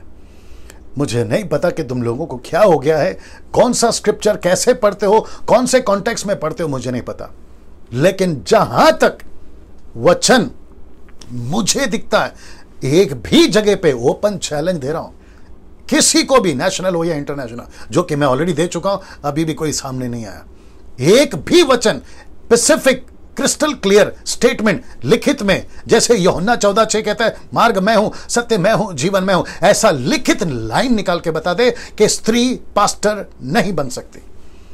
मैं वापस कहता हूं, मैं पूरे सपोर्ट में हूं कि स्त्री पास्टर बन सकती है। वो सब कर सकती है जो मत्ती 28 के 18 से 20 तक में लिखा है। बपतिस्मा दे सकती है, चेला बना सकती है, कलीसिया बना सकती है, मैयत कर सकती है, फ्यूनरल कर सकती है, प्रभु बोझ दे सकती है, वो सब कुछ कर सकती है। इसके ऊपर बहुत बात कर चुका हूं, अभी नहीं करूंगा, आगे आप लोग समझदार है। जैसी रानी का एंट्री होता है, क्या कहती है देखिए, ये कहती है कि हे राजा तू युग युग जीवित रहे। अब इसको नहीं पता ना कि इसी रात इस बेलशस्सर की मौत होने वाली है, तो इसको नहीं पता था कि दीवार पर क्या लिखा है, तो इसके मुंह से निकल गया कि हे राजा तू युग युग जीवित रहे। और आपको मैं ये भी बताऊंगा कि जब यहां पर दानियल एंट्री मारता है तो दानियल के मुंह से नहीं निकलता जैसे नबूकदनेस्सर के लिए निकलता था, इसके लिए नहीं निकलेगा, क्योंकि दानियल प्रार्थना वाला था, उसको पहले से ही पता चल गया था कि आज इसकी मौत होने वाली। किसकी? बेलशस्सर की। ये कहती है कि हे राजा तू युग युग जीवित रहे, अपने मन में ना घबरा और ना उदास हो। क्यों? कहता है वचन 11, तेरे राज्य में, ये आ गया, तेरे राज्य में दानियल नामक एक पुरुष है, आगे देखिए, जिसका नाम तेरे पिता ने, यानी कि तेरे दादा ने, पिता जब भी पढ़ोगे तो दादाजी आ गया, ठीक है ना, तेरे दादाजी ने या पिता ने बेलशस्सर रखा था, बेलशस्सर रखा था, यानी कि अपने देवताओं के नाम पर उसका रखा था। और ये शब्द कहती है, देख लीजिए, उसमें पवित्र ईश्वरों की आत्मा रहती है, यानी कि ट्रायून गॉड, पिता पुत्र पवित्र आत्मा, एलोहिम। सोच के देखिए रानी को कैसे पता कि इसके अंदर ईश्वरों की आत्मा रहती है? मैं आपको बताता हूं, मेरा लॉजिक है, मेरा अपना इंटरप्रेट है, लिखा नहीं है और ना ही कोई प्रूफ मांगना, ठीक है ना। जब नबूकदनेस्सर बदल गया था ना, 4थे अध्याय में डंके की चोट पे बोलता हूं कि इसने रानी को भी बदला होगा, मतलब अपनी पत्नी को, अगर ये है तो। और उसको भी कहा होगा कि सच्चा ईश्वर बैल नहीं है या बाल नहीं है, सच्चा ईश्वर मूर्ति नहीं है। My goodness, get ready. सच्चा ईश्वर पृथ्वी पे जितने भी हैं, आप जिसका भी नाम ले लो, डंके की चोट पे बोलता हूं, सच्चा परमेश्वर, सच्चा ईश्वर एक ही है और उसका नाम है यीशु, उसका नाम है जीसस। एक ही परमेश्वर है, एक ही गॉड है, ऑलमाइटी। तब, अब और आगे भी, इसलिए तो लिखा ना आदि अंत वही है, अल्फा ओमेगा वही है, वही राज करेगा और वही वापस आने वाला। दुनिया के लोगों सुन लो ध्यान से, वही वापस आने वाला, डंके की चोट पे बोल रहा हूं, वही वापस आने वाला। रानी, ये मुझे बहुत अच्छी लगी, ये रानी कहती है कि एक व्यक्ति है, उसका नाम है दानियल, जिसको बंदी बनाकर लाया गया था यरूशलेम से। जब ये लड़का 15-20 साल का था, ये तब लाया गया था। और मुझे, मेरे पति यानी कि नबूकदनेस्सर से, और मुझे अभी भी ये एहसास है कि इसमें ईश्वरों की आत्मा रहती है। यहां चुप नहीं हुए, वो कहती है उस राजा के दिनों में उसमें प्रकाश, उसमें प्रवीणता, ईश्वरों के तुल्य बुद्धि पाई गई थी। इसका मतलब है, हे राजा, तेरा पिता जो राजा था यानी कि नबूकदनेस्सर, उसने उसको सब ज्योतिषों में, तांत्रियों में, कसदियों में, अन्य भावी बताने वालों के प्रधान ठहराया था। मतलब दानियल जो था ना, इन सब का हेड था। ये बात वो रानी कर रही है ना दोस्तों। इसको देखिए वचन 12, क्योंकि उसमें उत्तम आत्मा, ज्ञान, प्रवीणता और स्वप्नों का अर्थ बताने और पहेलियां खोलने और संदेह दूर करने की शक्ति पाई गई है। उसमें शक्ति पाई गई है। Can you believe this? सब ठीक चल रहा है? बड़े ध्यान से सुनिएगा दोस्तों, कमेंट्स का सब ठीक ठाक है जी दोस्तों, सुनिएगा। ऐसा व्यक्ति, आगे देखो मैं कुछ बता रहा हूं आपको, ऐसा व्यक्ति इसलिए अब दानियल बुलाया जाए और वह इसका अर्थ बताएगा। बहुत ध्यान से सुनना दोस्तों, ये आंकड़ा है ना, 1600 लोग अभी देख रहे हैं मुझे। मैं उन सभी को कहना चाहता हूं, आप लोग जितना हो सकता है शेयर करें। मैं यहां थोड़ी देर के लिए रोक रहा हूं क्योंकि मैं एक आदमी की एंट्री करवा रहा हूं आपको, बहुत मजा आएगा सर। ये आदमी मुझे बहुत पसंद है, मैं आपको बताता हूं क्यों और आपको भी पसंद होगा। ये व्यक्ति की एंट्री हो रही है। मैं उसके पहले यहां पे बता दूं कि जितना हो सकता है इन शिक्षाओं को, क्योंकि लूसीफर बहुत स्मार्ट है। लूसीफर को बाहर वालों से तकलीफ नहीं है, उसको टाटा, अंबानी, बिरला, लंदन का प्रिंस, प्रेसिडेंट, मंत्री, संतरियों से प्रॉब्लम नहीं है, सलमान खान, शाहरुख खान से उसको प्रॉब्लम नहीं है। उसको प्रॉब्लम है हम जैसे 10% सेवक लोग जो अभी भारत में और भारत के बाहर भी जो 10% जिसके ऊपर मसीहत बिल्कुल खराई से चल रही है, उन लोगों से तकलीफ है। और वो हम जैसों की वीडियो, हम जैसों की क्या कहते हैं ऑडियो, या जो भी प्रचार हम करते हैं उसकी जो मालूमात है या जो शेयर करते हैं यूट्यूब, फेसबुक या व्हाट्सएप के ऊपर, वो नहीं करने देगा। और वो कहेगा कि ना ना ना ना, इनका मत सुनो, ये तो डांटता है, ये तो जजमेंटल है, ये तो न्याय लगाता है, ये तो दोष लगाता है। ऐसी बातों से उनको जो है कंफ्यूज कर रहा है। बट मैं चाहता हूं, जो मुझे जानते हैं वो अच्छे से जानते हैं कि मेरा दिल क्या है, मेरा मकसद क्या है, मैं ऐसी बातें क्यों कर रहा हूं। एक ही है कि उसका राज्य बढ़े। और जितने लोग मुझे फॉलो करते हैं, आप लोग भी जानते हैं, मेरे पिछले वीडियोस को चेक कर लीजिए, आपको भी पता चल जाएगा, ठीक है ना। उन सभियों को कहना चाहता हूं जो अभी 1600 लोग देख रहे हैं, सर जितना हो सकता है शेयर करिए। जिसको मसीहों की बात कर रहा हूं, मसीहों के बीच में व्हाट्सएप पे डालिए इसकी लिंक कॉपी कर करके। और याद रखो पास्टरों या सेवकों या जो भी विश्वासी हो जो ऐसी बातों को पसंद नहीं करते, अगर तुम लोग ये कहते हो कि डैनियल राज की वीडियो शेयर नहीं करना, मेरा डायरेक्ट प्रश्न आप लोगों से उठ जाएगा, तुम किसकी औलाद हो, परमेश्वर की या शैतान की? मेरा प्रश्न उठेगा फिर। अगर तुम परमेश्वर के वचन को फैलाने से रोक रहे हो तो यार प्रश्न तो उठेगा ना। बी केयरफुल, बहुत संभलना है, क्योंकि एक एक चीज का आपको न्याय देना होगा, ठीक है ना, बहुत संभलना ना। इसको देखिए दोस्तों, ऐसा व्यक्ति को जिसके अंदर ऐसी बातें हैं उसको बुलाया जाए। अब दोस्तों एंट्री हो रही है डैनियल की, सब ठीक दिख रहा है, लाइट बंद करना है, ऐसा कुछ नहीं ना। अब एंट्री होती है डैनियल की। ये रहा डैनियल की एंट्री, जिसकी उम्र यहां पे 90 वर्ष के या वर्ष की हो चुकी है, वर्ष की हो चुकी है, ठीक है ना। ये अब जवान नहीं है। 20 साल का जब लड़का कैद होकर आया था, ये तब 20 साल का था, अब ये 90 साल का हो गया। एक बात सुन लीजिए, अभी ये 90 साल का हो गया। मैं कुछ चीजें आपके बीच में रख रहा हूं। डैनियल की एक बात मुझे इस पूरे पुस्तक में अच्छी लगी, क्या है मैं बताता हूं। डैनियल कभी भी बाबेल के भीड़ में नहीं दिखा। मैं बताता हूं, कनेक्ट करता हूं आपको, क्योंकि जब नबूकदनेस्सर, उसकी फोटो रखता हूं आपके लिए, अच्छा लगेगा, क्योंकि जब नबूकदनेस्सर को जब भी प्रॉब्लम आता था तो वहां पर ऐसी चर्चा चलती थी कि कहां है डैनियल, कहां है डैनियल। अब जब बेल्तशस्सर को भी सपना का अर्थ नहीं समझ में आ रहा या लिखाई नहीं समझ में आ रही है, तो पूछा जा रहा है कहां है डैनियल, कहां है डैनियल। इसका मतलब क्या मालूम है, डैनियल को आप पूरे स्टोरी में अभी तक की और कल तक की भी आप उसको कहीं पे भी भीड़ में नहीं पाओगे। इसका मतलब क्या मालूम है, ये एक ऐसा व्यक्ति था जो जानता था कि मुझे ज्यादा किसके साथ रहना है, जिसके चलते मैंने ये बात लिखा कि मुझे इसकी ये बात अच्छी लगी। कुछ लोग क्या करते हैं मालूम है, वक्त से पहले बड़े होने चाहते हैं।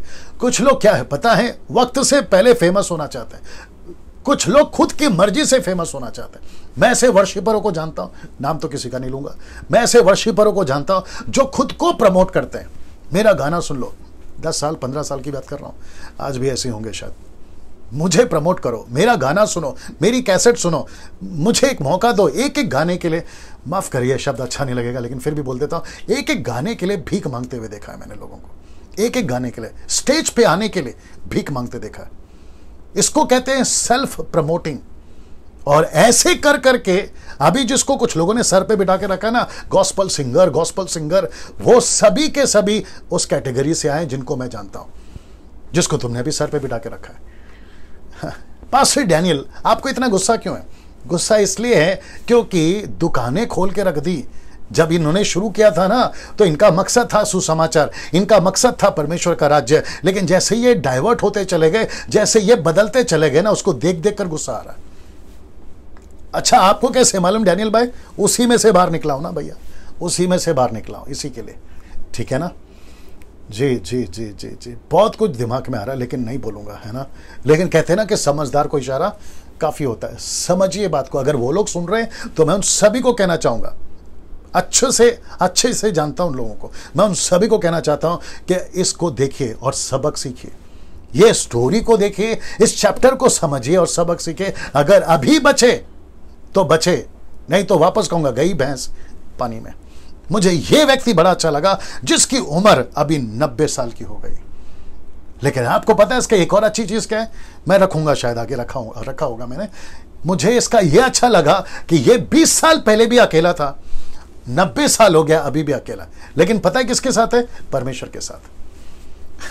ये जब 20 साल निकला था ना, वहां से माँ बाप को छोड़कर, अपने यरूशलेम को छोड़कर, ये तब भी अकेला था। ये 90 साल का हो गया, ये अब भी अकेला है। लेकिन किसके साथ है? परमेश्वर के साथ। इसको पॉपुलैरिटी की नहीं चिंता थी, इसको नाम और काम की चिंता नहीं थी, इसको फेमस नहीं होना था। यह हमेशा वहां रहता था जहां इसको रहना चाहिए। ये वहां रहता था जहां इसको रहना चाहिए। हमको भी वहीं रहना है जहां हमको रहना चाहिए। हमको रहना चाहिए। कुछ लोग मुझे सवाल करते, डैनियल भाई, खास करके मुंबई से कुछ लोग मुझे सवाल करते, डैनियल भाई आप पहले बहुत आते थे धारावी में, बैंड्रा में, मीटिंग्स में, कन्वेंशंस में, यहाँ आते थे, वहाँ आते थे। आजकल नहीं दिखते, कुछ सालों से, जब तक ये 3-4 महीना पहले भी लोगों ने पूछा। मैंने कहा यार समझ में आ गया कि कहाँ रहना है और कहाँ नहीं रहना है। समझ में आ गया कि कहाँ नहीं रहना है और कहाँ रहना है। ये बोलकर मैं अपने आप को स्पेशल नहीं बना रहा हूं। अगर ऐसा कहने से आपको कुछ सबक मिलती है, आप कुछ अच्छी चीजों को सीखते हैं, मैं उसी वजह से कह रहा हूं। ठीक है ना, बात को समझिए ना दोस्तों। ये व्यक्ति मुझे अच्छा लगा, ये बता दिया ना। अब आ रहा है वचन 13। आइए देखते क्या हुआ। तब दानियल राजा के सामने भीतर बुलाया गया। मैं वक्त का ख्याल रखूंगा लेकिन मजा आएगा सर आप लोगों को। तब दानियल राजा के सामने भीतर बुलाया गया। राजा दानियल से पूछने लगा। कौन पूछ रहा है? राजा पूछ रहा है। कहता है क्या तू वही दानियल है जो मेरे पिता यानी कि मेरे दादाजी नबूकदनेस्सर राजा के यहूदा देश से लाए हुए यहूदी बंधुओं में से, मतलब तू वही बंधुआ है क्या? राजा पूछ रहा है। किसको पूछ रहा है? एक 90 साल के बुजुर्ग आदमी को पूछ रहा है। राजा पूछ रहा है बेलशस्सर, क्या तू वही है जिसको 20 साल की उम्र में लाया गया था? क्या तू वही बंधुआ है जो यरूशलेम से लाया गया था, जिसको मेरे दादाजी ने गुलाम बनाकर लाया गया था? क्या ये तू वही है ना? वापस आते हैं। क्या तू ये वही है? क्या तू वही बंधुआ है? अब इसको देखिए ना, इसको देखिए। ये राजा दानियल को पसंद नहीं करता था, दूसरी बात। और यह बात साबित करती है कि राजा परमेश्वर को भी पसंद नहीं करता था। क्यों? क्योंकि अगर यह पूछ रहा है क्या तू वही है, तो इसका मतलब है यह जानता तो था राजा नबूकदनेस्सर को, अपने दादा को, यह जानता था कि नबूकदनेस्सर पर क्या क्या बीता। यह जानता था परमेश्वर कौन है, परमेश्वर कौन है और किसने उसको 7 साल के लिए जो है जानवर बना दिया, यह जानता था। आगे बताऊंगा। लेकिन इसने ऐसा क्यों कहा? क्योंकि इसने अपने पूरे जीवन काल में कभी भी दानियल से बात नहीं करी। और मुझे 99.9% पहली बार ऐसा लगता है कि राजा दानियल को देख रहा, पहली बार, वो भी रानी के कहने से। ठीक है ना। इसके चलते मैंने ये डाला है कि ना तो इसको दानियल पसंद था और ना दानियल का परमेश्वर। ऐसे कुछ लोग हैं, कमेंट्स बॉक्स में सब ठीक चल रहा है? ऐसे कुछ लोग हैं जो आज भी ना हमको ना हमारे परमेश्वर को पसंद करते हैं। आज भी ऐसे लोग हैं, भारत में हैं, भारत के बाहर हैं, जो पसंद नहीं करते। कुछ मुस्लिम्स हैं, कुछ हिंदूज हैं, कुछ यहूदी हैं, कुछ बुद्धिस्ट हैं, कुछ लोग हैं दुनिया में जो ना तो परमेश्वर के लोगों को ना परमेश्वर को पसंद करते हैं। वापस कहूंगा, इस कहानी से और इस वीडियो से सबक सीख लो, सबक सीख लो, एक लेसन सीख लो। अगर नहीं सीखे, गई भैंस पानी में, जैसे इसकी गई, मतलब इसकी जान गई। आज इस चैप्टर की बात कर रहा हूं। ठीक है ना। जान तो तब की गई थी, लेकिन चैप्टर की बात कर रहा हूं। सबक सीख लो। आप हमको पसंद मत करो, चलेगा, लेकिन कम से कम परमेश्वर को पसंद करो, परमेश्वर को जानो। अगर अभी कोई अविश्वासी सुन रहा है जो यीशु को कभी फॉलो नहीं करता, किसी की पत्नी के चलते उसका पति सुन रहा होगा, किसी के बच्चों के चलते माँ बाप सुन रहा होगा, माँ बाप के चलते बच्चे सुन रहे होंगे, सर मैं आप सभी से कहना चाहता हूं, यह आवाज दानियल राज की नहीं है, यह आवाज परमेश्वर की जो आप तक पहुंचा रहा है। अपना जीवन अभी यीशु को दीजिए, नहीं तो सर अगला पल पता नहीं क्या होगा। और वैसे पूरी दुनिया डरी हुई है, अच्छे लोग डरे हुए सर, अच्छे लोग डरे हुए, अच्छे लोग डरे हुए। अपना जीवन प्रभु को दीजिए ना। वचन 14 समाप्ति पर भी आ रहा हूं। वचन 14 लिखा है कि मैंने तेरे विषय में सुना है। मैंने तेरे विषय में सुना है। क्या सुना है? जैसे रानी ने कहा ना, वो बात कर रहा है। कहता है कि देवताओं की आत्मा तुझ में रहती है। कौन से देवता? अब उसके हिसाब से इंटरप्रेट है, लेकिन हमारे हिसाब से पिता पुत्र पवित्र आत्मा। ठीक है ना। देवताओं की आत्मा तुझ में रहती है और प्रकाश, प्रवीणता, उत्तम बुद्धि तुझ में पाई जाती है। मतलब तू स्पेशल है। मैंने सुना है तेरे बारे में, और स्पेशल होगा क्यों नहीं सर? बाप रे। देखिए, जितने विश्वासी हैं आप लोग अपना पीठ थपथपा लो, पहले बोलने दीजिए, उसके बाद कर लेना। ठीक है ना। हम इस दुनिया में लखपति नहीं है, करोड़पति नहीं है, टाटा अंबानी टाइप नहीं है, लंदन के प्रिंस टाइप नहीं है। हम सब एवरेज में हैं, मिडिल क्लास हैं या जो भी हैं। लेकिन आपको पता है हम इस दुनिया के सब बेहतरीनों में से बेहतर हैं, सब लोगों से बेहतर है। पता है क्यों? क्योंकि हमारे पास में सोना चांदी, प्रॉपर्टी, गाड़ी, बंगला नहीं है, लेकिन हमारे पास में सृष्टि करता है। हमारे पास में सृष्टि करता है। एक ऐसा परमेश्वर है जो पूरी दुनिया को बनाया। आप सोच के देखिए फिर हमारी औकात, हम क्या चीज है। मैंने कल बताया था ना, हम क्या चीज है ना। दोस्तों वचन 15 देख, अभी पंडित, तांत्रिक लोग मेरे सामने इसलिए लाए गए थे कि ये लिखा हुआ पढ़े और उसका अर्थ मुझे बताएं, परंतु वे सब उसका अर्थ ना समझा सके। मतलब ज्योतिष यहां पर फेल हो गए। वचन 16 देखिए क्या लिखा है, परंतु मैंने तेरे विषय में सुना है, मैंने तेरे विषय में सुना है, क्या सुना है कि दानियल भेद खोल सकता है, संदेह दूर कर सकता है। इसलिए अब यदि तू उस लिखे हुए को पढ़ सके, उसका अर्थ भी मुझे समझा सके, तो बड़े ध्यान से सुनना, तो तुझे बेजैनी रंग का वस्त्र, तेरे गले में सोने का कंठमाल माला पहनाया जाएगा और राज्य में तीसरा तू ही प्रभुता करेगा। मतलब तुझे कपड़े दूंगा, तुझे सोना चांदी दूंगा और तुझे राजा बनाऊंगा। नाउ अब आप जानना चाहते हैं कि दानियल ने जवाब क्या दिया? देता हूं, पहले इसको देख लीजिए। दानियल ने राजा से कहा, क्या कहा सुनिए, वचन 17 में, पद 17 में, अपने दान और अपने दान अपने ही पास रख। वाह, क्या आदमी है ना ये कहता है, 90 साल का बुजुर्ग दानियल ये कहता है कि तेरे पैसे तेरे पास रख, तेरे पैसे तेरे पास रख। ये आंकड़ा है, बहुत ध्यान से सुनिए।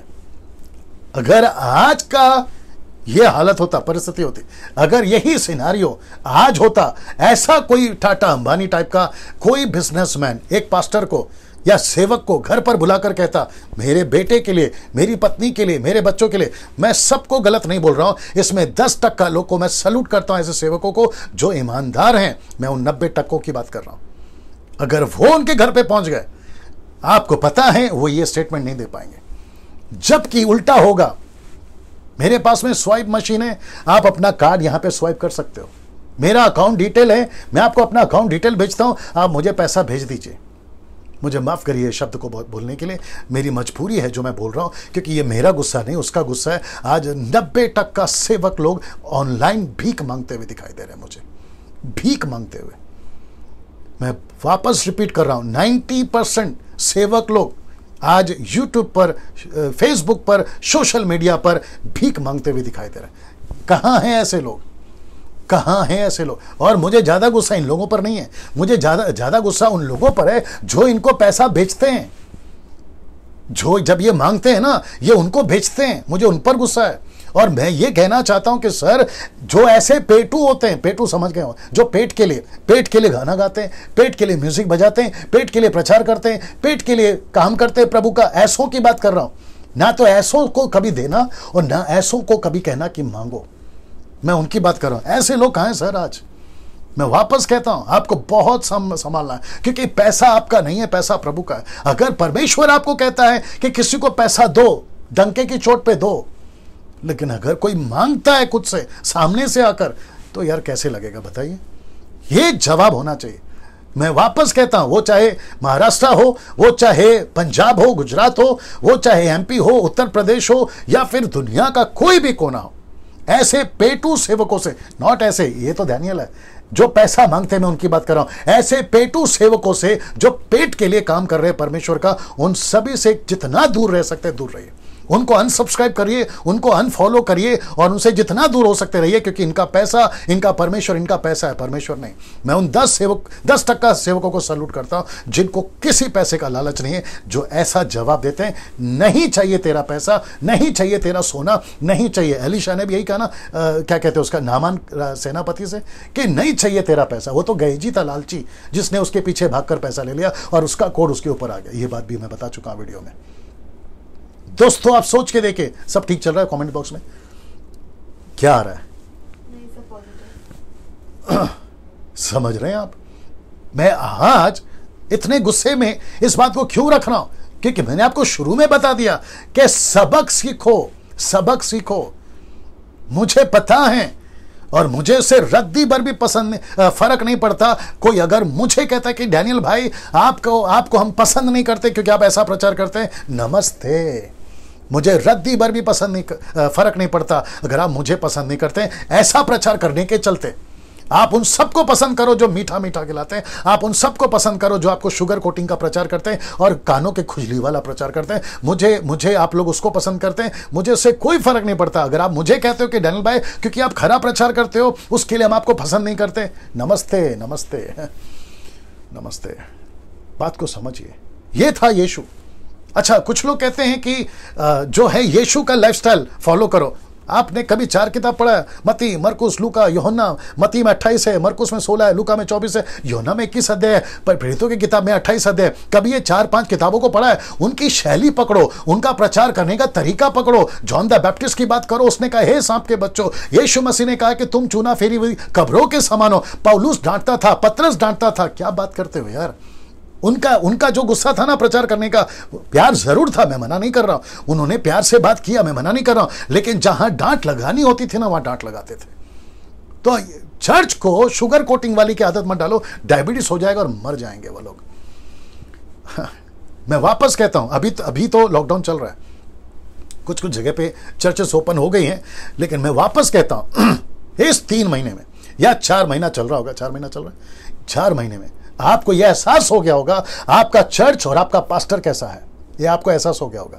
आपने क्या सीखा था अभी तक कोरोना वायरस आने से पहले, आपकी आत्मिकता की लेवल क्या थी, यह भी आपको पता चल गया। पास्टर डैनियल जैसा चल रहा है चलने दो। दूसरों के चर्च के बारे में आप क्यों बात करते हैं? मैं वापस कह दूं, दूसरों का चर्च का बात नहीं चल रहा है, यीशु के चर्च का बात चल रहा है, और यीशु का चर्च यूनिवर्सल है। मैं आपका पास्टर नहीं हूं, लेकिन आपके परमेश्वर का सेवक हूं, और उसके चलते हम आपस में एक ही हैं। मैं उसके वसीले से बात कर रहा हूं। एक ही छत के नीचे रहना है स्वर्ग में, वहां अलग अलग डिनोमिनेशन नहीं होगा, और वहां पर तो हम तो आमना सामना करेंगे ना। तब तो बोलेंगे ना यार शाबाश डैनियल भाई, या मैं आपको शाबाशी दूंगा उन 10 टक्कों को, यार अच्छा काम किया तुमने, जो ऐसे खरे शिक्षा के साथ तुम चले। मैं उन सभी के फेवर में हूं, लेकिन मैं उनके फेवर में बिल्कुल नहीं हूं। और एक बोल देता हूं आपको, टाइम बीत जा रहा है। मुझे कुछ फेसबुक पे जब वीडियो दिखते हैं ना, बड़ा चिढ़ आता है, बड़ा गुस्सा आता है। बकवास चल रहा होता है टीवी पे, फेसबुक पे। अभी कल भी बोले थे, प्रोफेसी कर रहे होते हैं, आपके घर पे अभी ऐसा हो रहा है, आपका नाम अनीता है, आपका नाम सुनीता है, अभी प्रभु आपको छू रहा है, रिसीव रिसीव रिसीव। यार क्या मूर्खता लगा के रखी है। वो विश्वासी है पहले से, उसको पहले से पवित्र आत्मा रिसीव है, उसको यीशु पहले से रिसीव है, उसको सैल्वेशन पहले से रिसीव है। तुम अलग से क्या रिसीव करवाते हो? और आप लोग जो उनको रिसीव करने के पीछे नीचे आमीन लिख देते हो, आप लोग को भी अकल नहीं है। लिखते क्यों हो आमीन? आप पहले से रिसीव्ड है ना, उनके कहने से रिसीव होता है क्या? अगर ऐसा होता तो फिर तो मैं पूछूंगा 4 महीना पहले कहां गए थे जब कोरोना वायरस नहीं था? तुमको इतनी प्रोफेसी मिलती है, तुमको परमेश्वर इतना बात करता है। एक सेवक, नेशनल हो या इंटरनेशनल, आज मैं बोल देता हूं, एक सेवक नहीं मिला जिसने ये प्रोफेसी बिल्कुल क्रिस्टल क्लियर बोला हो कि कोरोना वायरस आने वाला है, बचो। वो कोई भी हो, डंके की चोट पे बोल रहा हूं, एक वीडियो निकाल के बता दीजिए, वो चाहे कोई भी हो। नहीं बता पाओगे क्योंकि नहीं है ना। तुमको ये सब दिखता है, पर्दे का कलर कैसा है, गाड़ी का नंबर प्लेट कौन सा है, तुम्हारा मोबाइल का नंबर क्या, ये दिखता है, बाकी तुमको नहीं दिखता है। कहां से आती है ये प्रोफेसी? कौन सी आत्मा लीड कर रही है, कौन सा दुष्ट आत्मा तुमको चला रहा है, जरा पता है। और ऊपर से ऐसी भाषा बात करते हैं, माय गुडनेस, जिसका कोई मतलब नहीं है। क्या करो। वचन 17, दानियल ने राजा से कहा, अपने दान अपने ही पास रख। ना इसको देखे, और जो बदला तू देना चाहता है वह दूसरों को दे। नहीं चाहिए तेरा पैसा, नहीं चाहिए तेरा पैसा, वो दूसरों को दे। तेरे पैसे के लिए नहीं आए यहां पे। मेरे 20 साल से लेकर 90 साल की उम्र में मैं तेरे दादाजी के पास नहीं झुका। तू क्या चीज है? तेरा दादाजी नहीं खरीद सका नबूकदनेस्सर, तू क्या चीज है जो मुझे खरीदेगा? तेरा दादाजी पैसा नहीं दे सका, तू क्या देगा? ऐसा एटीट्यूड वाला था। और मैं चाहता हूं कि ऐसे एटीट्यूड वाले मसीह मंथन वालों, तुम अपनी कलीसिया ग्रेस मिनिस्ट्री, हम और आप जितने मुझे सुनते हैं, यूट्यूब फॉलो, फेसबुक पे जितने फॉलो करते हैं, ऐसे रुबाब और ऐसे एटीट्यूड के साथ में चलिए सर। आपके घर में 4 वक्त का खाना हो या ना हो, अपने जमीर को नहीं बेचना, अपने सेवा को नहीं बेचना, और खुद को इतना नीचे मत लेकर आओ कि तुमको पैसे मांगने की नौबत आ जाए। परमेश्वर को बेस्ट पता है कि कब देना है, कितना देना है, और जितना है उतने में खुश रहो। गाड़ी है तो खुश रहो, साइकिल है तो खुश रहो, 2 BHK तो खुश रहो, उसके ऊपर नहीं मांगना, नहीं तो गई भैंस पानी में। वह लिखी हुई बात मैं राजा के ऊपर सुनाऊंगा और उसका अर्थ भी तुझे समझाऊंगा। नहीं चाहिए तेरा पैसा, लेकिन जिसके लिए आया हूं राजा, वो तो बता के जाऊंगा। मेरे पास में 20 मिनट है दोस्तों, थोड़ा बर्दाश्त करिए। वचन 18, हे राजा, परम प्रधान परमेश्वर ने, इसलिए ब्रैकेट डाल दिया, हे राजा, तेरे बाल ने नहीं बताया, किसी अल्लाह ने नहीं बताया, किसी ईश्वर ने नहीं बताया, मुझे परम प्रधान परमेश्वर ने तेरे पिता नबूकदनेस्सर को राज्य, बढ़ाई, प्रतिष्ठा और प्रताप दिया था। इसको देख लीजिए। वचन 19, उस बढ़ाई के कारण जो उसने उसको दी थी, देश देश, जाति जाति के सब लोग, भिन्न भिन्न भाषा बोलने वाले उसके सामने कांपते और थरथराते थे। किसके सामने? राजा के सामने। जिससे वह चाहता था उसे घात करता था, जिसको वो चाहता था उसे जीवित रखता था, जिससे वो चाहता था ऊंचा पद दे देता था, और जिसको चाहता था वो गिरा देता था। ऐसा था तेरा दादा। अभी सुनिए वचन 20, परंतु जब उसका मन फूल उठा और उसकी आत्मा कठोर हो गई, यहां तक कि वह अभिमान करने लगा। तब वह अपने राज सिंहासन पर से उतर गया, उसकी प्रतिष्ठा भंग की गई। अब इसको देखो वचन की, वह मनुष्यों में से निकाला गया, उसका मन पशुओं का सा हो गया। 7 साल के लिए उसको जानवर बनाया, उसका निवास जंगली गधों के बीच में हो गया। अब इसको देखिए, बैलों के समान घास चरता था, उसका शरीर आकाश की ओस में भीगा करता था। अब इसको देखो, जब तक कि उसने जान न लिया कि परम प्रधान परमेश्वर मनुष्य के राज्य में प्रभुता करता है। वाह! नबूकदनेस्सर तब बदला जब उसने सच्चे ईश्वर को जाना। कमेंट बॉक्स में सब ठीक चल रहा है? जिसे चाहता है उसी को वो उस पर अधिकारी ठहरा देता। ओ, किधर गया? हाँ जी, ना इसको देखिए दोस्तों, वचन 22, तो भी हे बेलशस्सर, आप बात करते इसकी, तो भी हे बेलशस्सर। अब यहां पर मैंने बोला था ना सबक, आ गया वचन 22 और 23। सबक नहीं सीखा इस आदमी ने, सबक नहीं सीखा इस लड़के ने। कहता है कि तो भी हे बेलशस्सर, ध्यान से सुना, तू जो उसका पुत्र है, मतलब पोता, तू जो उसका पुत्र है और यह सब कुछ जानता था। तू जानता था कि दानियल का परमेश्वर, यरूशलेम का परमेश्वर कौन है, तू जानता था। जाने दो, कोई दिक्कत नहीं। तू कौन है, वो कौन है, तू जानता था। तू जानता था कि ईश्वर सच्चा कौन है। तू जानता था कि नबूकदनेस्सर के ऊपर क्या क्या बीता, तू जानता था ना। इसको देखे, तो भी तेरा मन नम्र ना हुआ। तूने सबक नहीं सीखा, तूने सबक नहीं सीखा। इब्रानियों किताब उसका 10 का 26, इसको कहते हैं जानबूझकर। मैं बताता हूं कैसे लिखा, क्योंकि सच्चाई की पहचान प्राप्त करने के बाद यदि हम जानबूझकर पाप करते रहें तो पापों के लिए फिर कोई बलिदान बाकी नहीं है। विश्वासियों तुम भी सुनो, पास्टरों तुम भी सुनो, एवेंजलिस्ट तुम भी सुनो, वर्शिपर्स तुम भी सुनो। कौन से दुनिया के कोने से सुन रहे हो मुझे नहीं पता, खुद को भी अपने आप को गिनती कर रहा हूं। मैं वापस कहता हूं, जानबूझकर परमेश्वर किसी को बर्दाश्त नहीं करेगा। वापस दिखा दे, तू जानता था लेकिन उसके बावजूद भी तूने नम्र नहीं बना। तू जानता था कि तेरे दादा के साथ क्या हुआ, तू जानता था कि वो 7 साल के लिए जंगली जानवर बन गया, तू जानता था कि उसने अपना जीवन परिवर्तन किया, परमेश्वर को, सच्चे परमेश्वर को जाना, लेकिन उसके बावजूद भी तू नम्र नहीं बना। इसलिए यह वचन आपके बीच में रख रहा हूं कि तू जानता था। पास्टर, तुम जानते थे कि चर्च का पैसा खाना गलत है, लेकिन तुमने फिर भी पैसा खाया। पास्टर, तुम जानते थे कि चर्च में दादागिरी नहीं करना है, लेकिन उसके बावजूद भी तुमने दादागिरी किया। दादागिरी का मतलब क्या पता है? तुम अपने चर्च के मेंबरों को दूसरे के पास जाने नहीं देते थे, तुम उनको बिठा कर रखते थे। और ऊपर से ये भी कहते थे, मुझे काफ़ी कॉल्स आते थे, बॉस मुझे काफ़ी कॉल्स आए, काफ़ी मैसेजेस आए, पास्टर डैनियल, हमारा चर्च का पास्टर कहता है कि यहाँ गए तो श्राप दे दूंगा। एक बात बोल दूं, चर्च किसी के बाप की जागीर नहीं है, चर्च यीशु का है। और बॉसगिरी करना बंद करो और सबक सीखो, नहीं तो गई भैंस पानी में। न्याय के दिन मिलेंगे सर आप लोगों से, न्याय के दिन मिलेंगे आप लोगों से। तुम चर्च में पैसे को लेके, ऑफरिंग को लेके, टाइट को लेकर जो करते थे ना गलत काम, वो सब तुम जानबूझ के करते थे। और जिसके लिए लिखा है कि पापों के लिए फिर मन भिराना मौका नहीं है, गई भैंस पानी में, खत्म। और मैंने कल बताया था कि खाली परफ्यूम की बोतल हो तुम, अब अंदर कुछ नहीं है, लेकिन सिर्फ खुशबू आ रही है, वो भी हल्की हल्की, और उसी को चलते लोग धोखा खा लेते हैं कि क्या पावरफुल मैन ऑफ गॉड है। अरे क्या मैन ऑफ, अरे यार ये टैग कहां से आया? Man of God, man of God. क्यों आपको किसी ने कहा है कि हम वो मैन ऑफ गॉड है? तुम आदमी हो ना, इसको शक क्या है? तो अपने आगे ये टैग क्यों लगाते हो? Man of God, man of God, so and so man of God. Man of God का मतलब क्या होता है सर? मतलब परमेश्वर का आदमी। तो तुमको शक है कि तुम औरत हो, तो फिर मैन क्यों लगाते हो? आज क्या करूं? अपोस्टल, प्रॉफिट तो लॉट्स में मिल रहे हैं, बिशप, रेवरेंड कोई भी बन रहा है। कहां से लाते हो ये डिग्रियां? कहां से लाते हो डिग्रियां? हाँ, आकर 6 महीना नहीं होता बिशप बन गए, आकर 6 साल नहीं होता अपोस्टल बन गए। और ऊपर से बाप रे बाप, क्या रुबाब, यहां 10 आदमी लेफ्ट में, राइट में 10 आदमी, तुम बीच में आदमी, बॉडीगार्ड रखकर घूम रहे हो। इतना डर लगता है सेवा करने में, तो फिर सेवा में उतरे क्यों? हाँ, पुलपिट पे जब आते थे, जब कोरोना वायरस नहीं था, तो यहां पे बॉडीगार्ड, यहां 50, यहां 50, और ऊपर से कहते हैं कि है ना, मैं पवित्र जन हूं, don't touch me, oh don't touch me. ऊपर से परमेश्वर कहता है टच मी, और तुम कहते डोंट टच मी। कौन सी अनॉइंटिंग लेके चल रहे हो? ऐसा बहुत कुछ है सर, ऐसा बहुत कुछ है।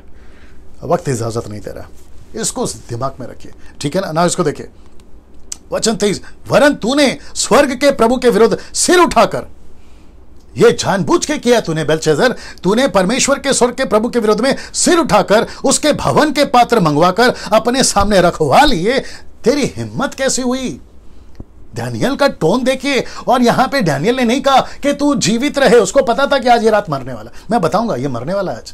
वो कहता है कि तेरी हिम्मत कैसे हुई कि तूने परमेश्वर के पात्रों को मंगाकर उसके अंदर दारू डालकर अपने रानियों के साथ, रखीलों के साथ तूने ऐसी हरकत करी। राजा, तेरी हिम्मत कैसे हुई? ये दरअसल राजा ने क्यों बुलाया था, मेरे लिखे हुए का अर्थ बता। यहां पर तो डैनियल डांट रहा है। आज भी अभी कुछ लोग देख रहे होंगे, डैनियल भाई आप डैनियल की स्टडी का बुक दीजिए, डांट क्यों रहे? फिर इसको पूछो ना डांट क्यों रहा है। मुझे पूछ रहे हो ना, तो इसको भी पूछो डांट क्यों रहा है। ये भी तो डांट रहा है ना, तेरी हिम्मत कैसे हुई? मैं भी पूछना चाहता हूं परमेश्वर के उस वसीले से जिसने मुझे सेवक बनाकर आज के इस युग में रखा है। मैं भी पूछना चाहूंगा उसके वसीले से कि आप लोगों की हिम्मत कैसी होती है कि तुम परमेश्वर के चर्च के पैसे को तुम अपने पार्टी, पब और शोरूम और तुम्हारा शॉपिंग मॉल में डाल रहे हो। जो पब्लिक तुम्हारे चर्च में आती है ना, जो पैसे देती है ना तुम्हारे को स्वाइप मशीन डालकर या तुम्हारे को पैसा ताइद भेजकर, वो पैसा उनकी मेहनत का होता है। वो बेचारे कैसे काम करके आते हैं, 200, 500, 1000, 10,000 वो जो तुमको देते हो, और तुम तो बड़ा 5 स्टार होटल में अपने पूरे टीम के साथ में खाना खाए पाए जाते हो। डैनियल भाई आपको कैसे मालूम? उसी में से निकला हूं बाहर, उसी में से निकला हूं बाहर, इसलिए बोल पा रहा हूं। आपका जब बिल बनता है ना शॉपिंग मॉल का, वहां से रिपोर्ट आती है कई सेवकों की। तुम खुद कैसे रहते हो? बड़ी बड़ी महंगी गाड़ियों में घूमते हो, और तुम्हारे चर्च के लोग ऑटो में घूमते हैं। शर्म आनी चाहिए तुमको उनका पैसा खाते हुए। सोच के देखिए, इसलिए डांट लगा रहा है।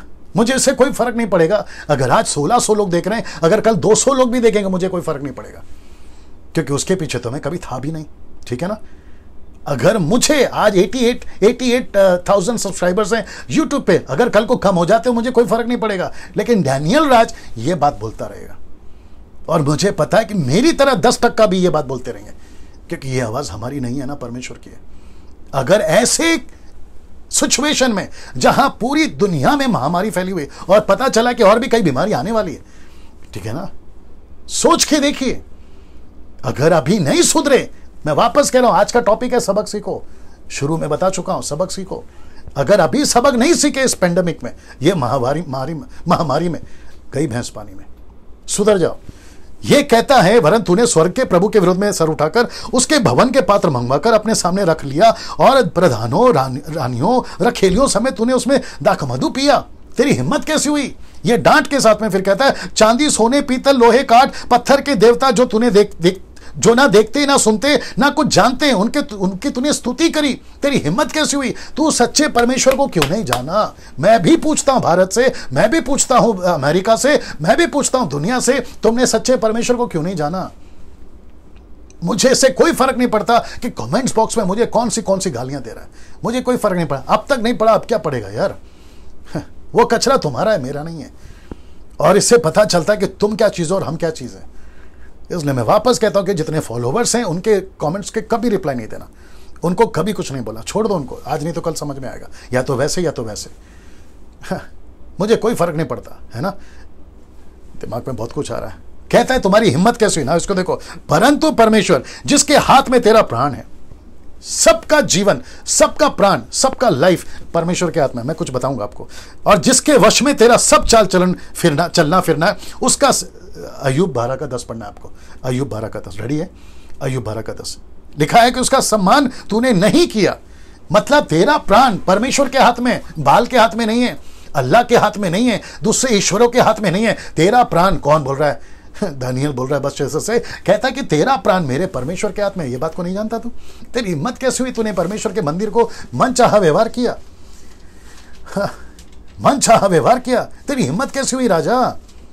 आज मैं आपसे पूछ रहा हूं, जितने लोग अभी मुझे सुन रहे हैं, खास करके यूथ, तुमको भी पूछ रहा हूं, जितने जवान बच्चे मैं तुमको पूछ रहा हूं, परमेश्वर को मजाक में नहीं लेना, परमेश्वर के वचन को मजाक में नहीं लेना। बहुत हो गया शुगर कोटिंग वाला message, God will bless you, God will touch you, God will heal you. नमस्ते ऐसों को, अब जरा सुधरो।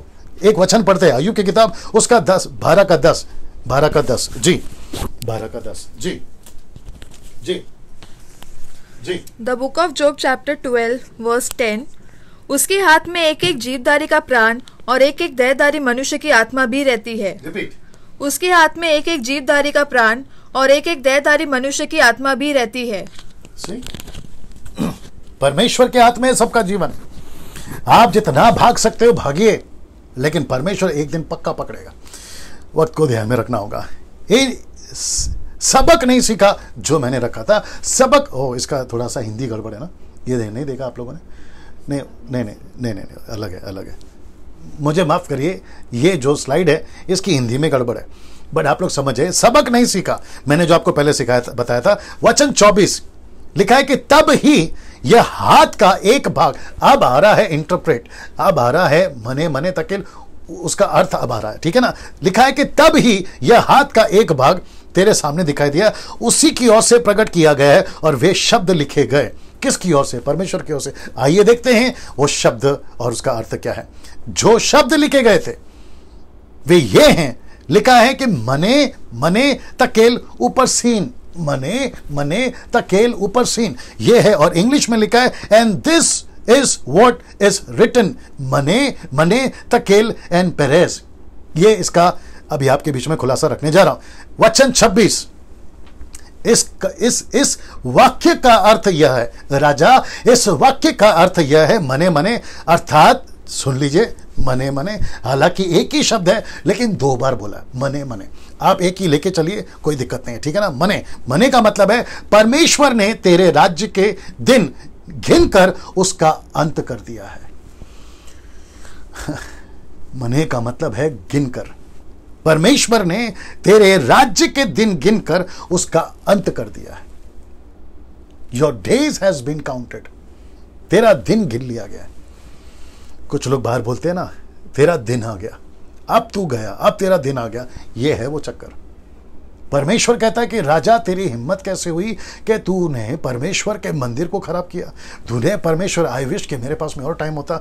यही आंकड़ा चल रहा है अभी भी। दोस्तों, थोड़ा सा टाइम दीजिए आज, है ना।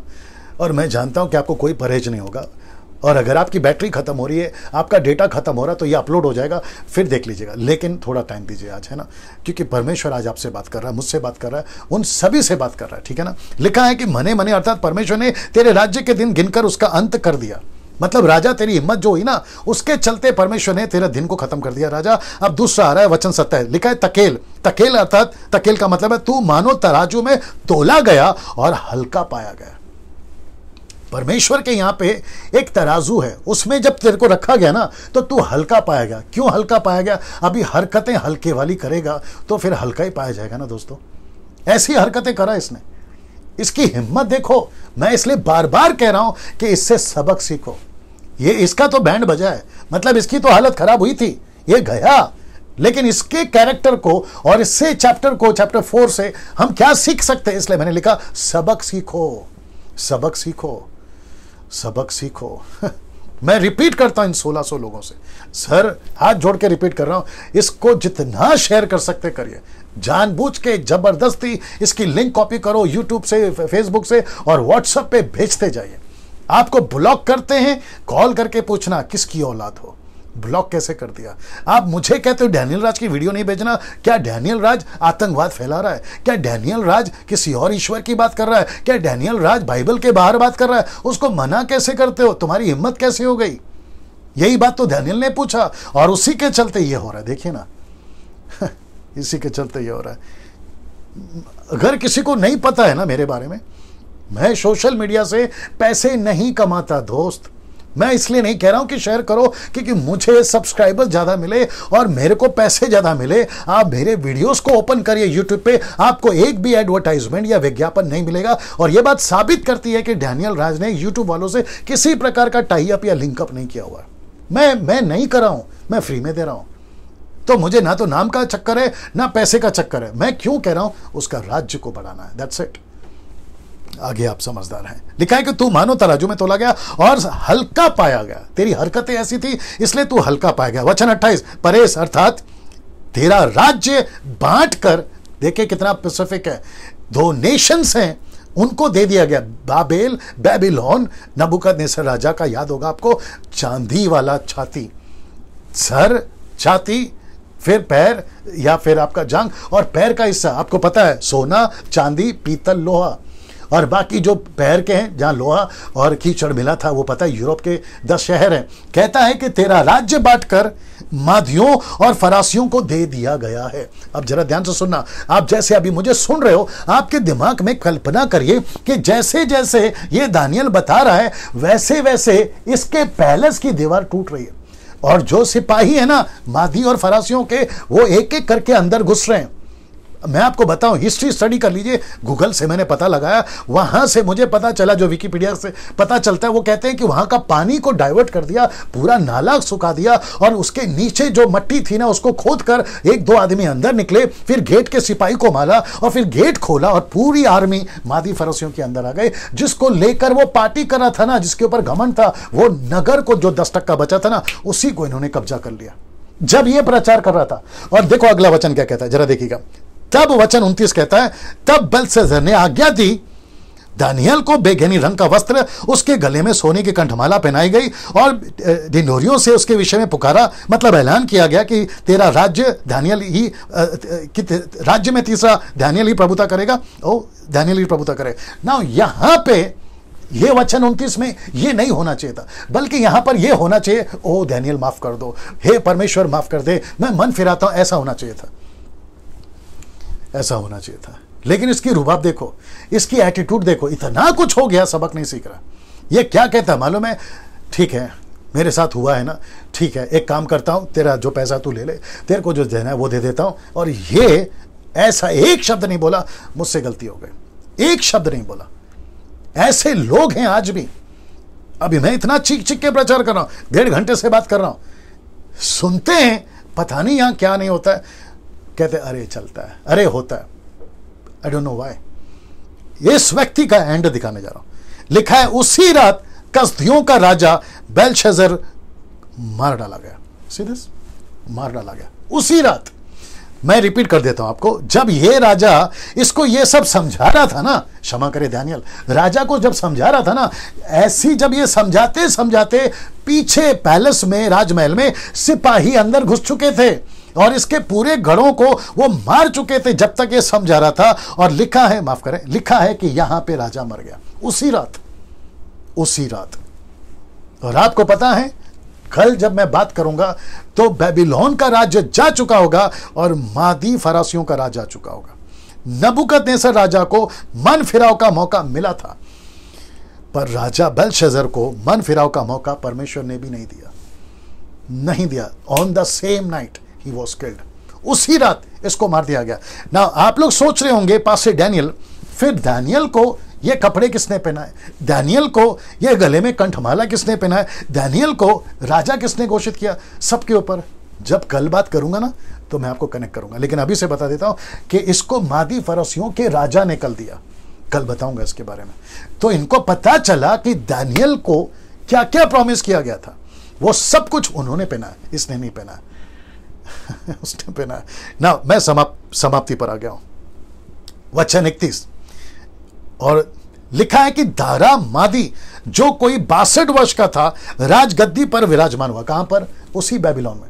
अब बेबीलोन यानी कि सोने का सिर गया, अब आ गया चांदी, मादी फरासी वो आ गया और विराज करने लगा ना। हेजेकियल की किताब उसका 18 का 20 मैं अभी समाप्त कर रहा हूं, यही आंकड़ा। अच्छा लिखा है जो प्राणी पाप करे वही मरेगा, जो प्राणी पाप करे वही मरेगा।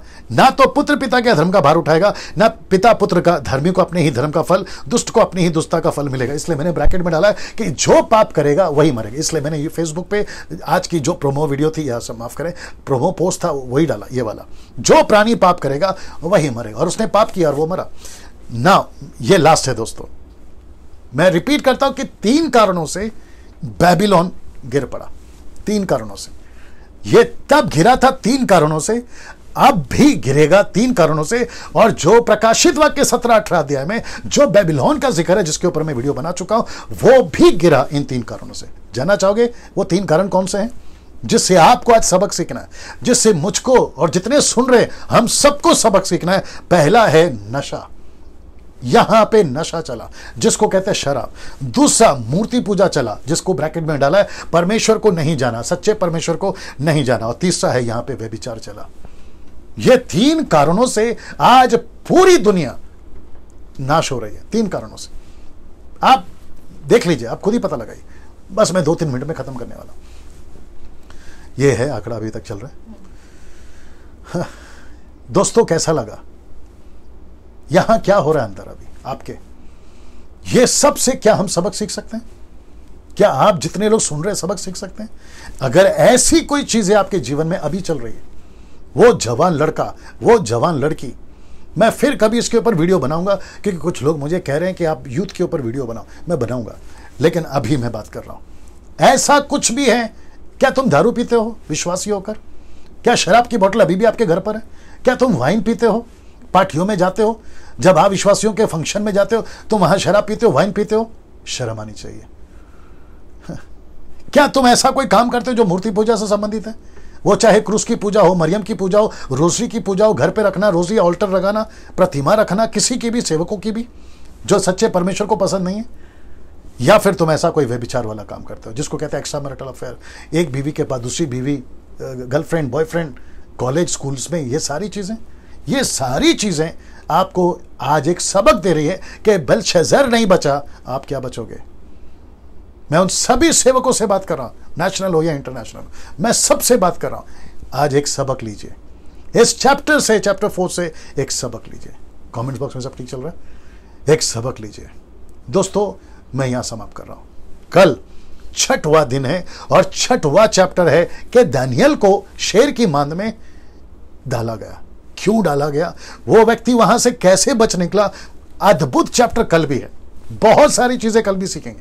ठीक है, इसको खूब शेयर करिए। वापस कहता हूं, जबरदस्ती शेयर करिए। परमेश्वर आपको आशीष दे। कल मुलाकात होगी, तब तक अपना ख्याल रखिए। परमेश्वर आपको खूब आशीष दे। जय मसीह।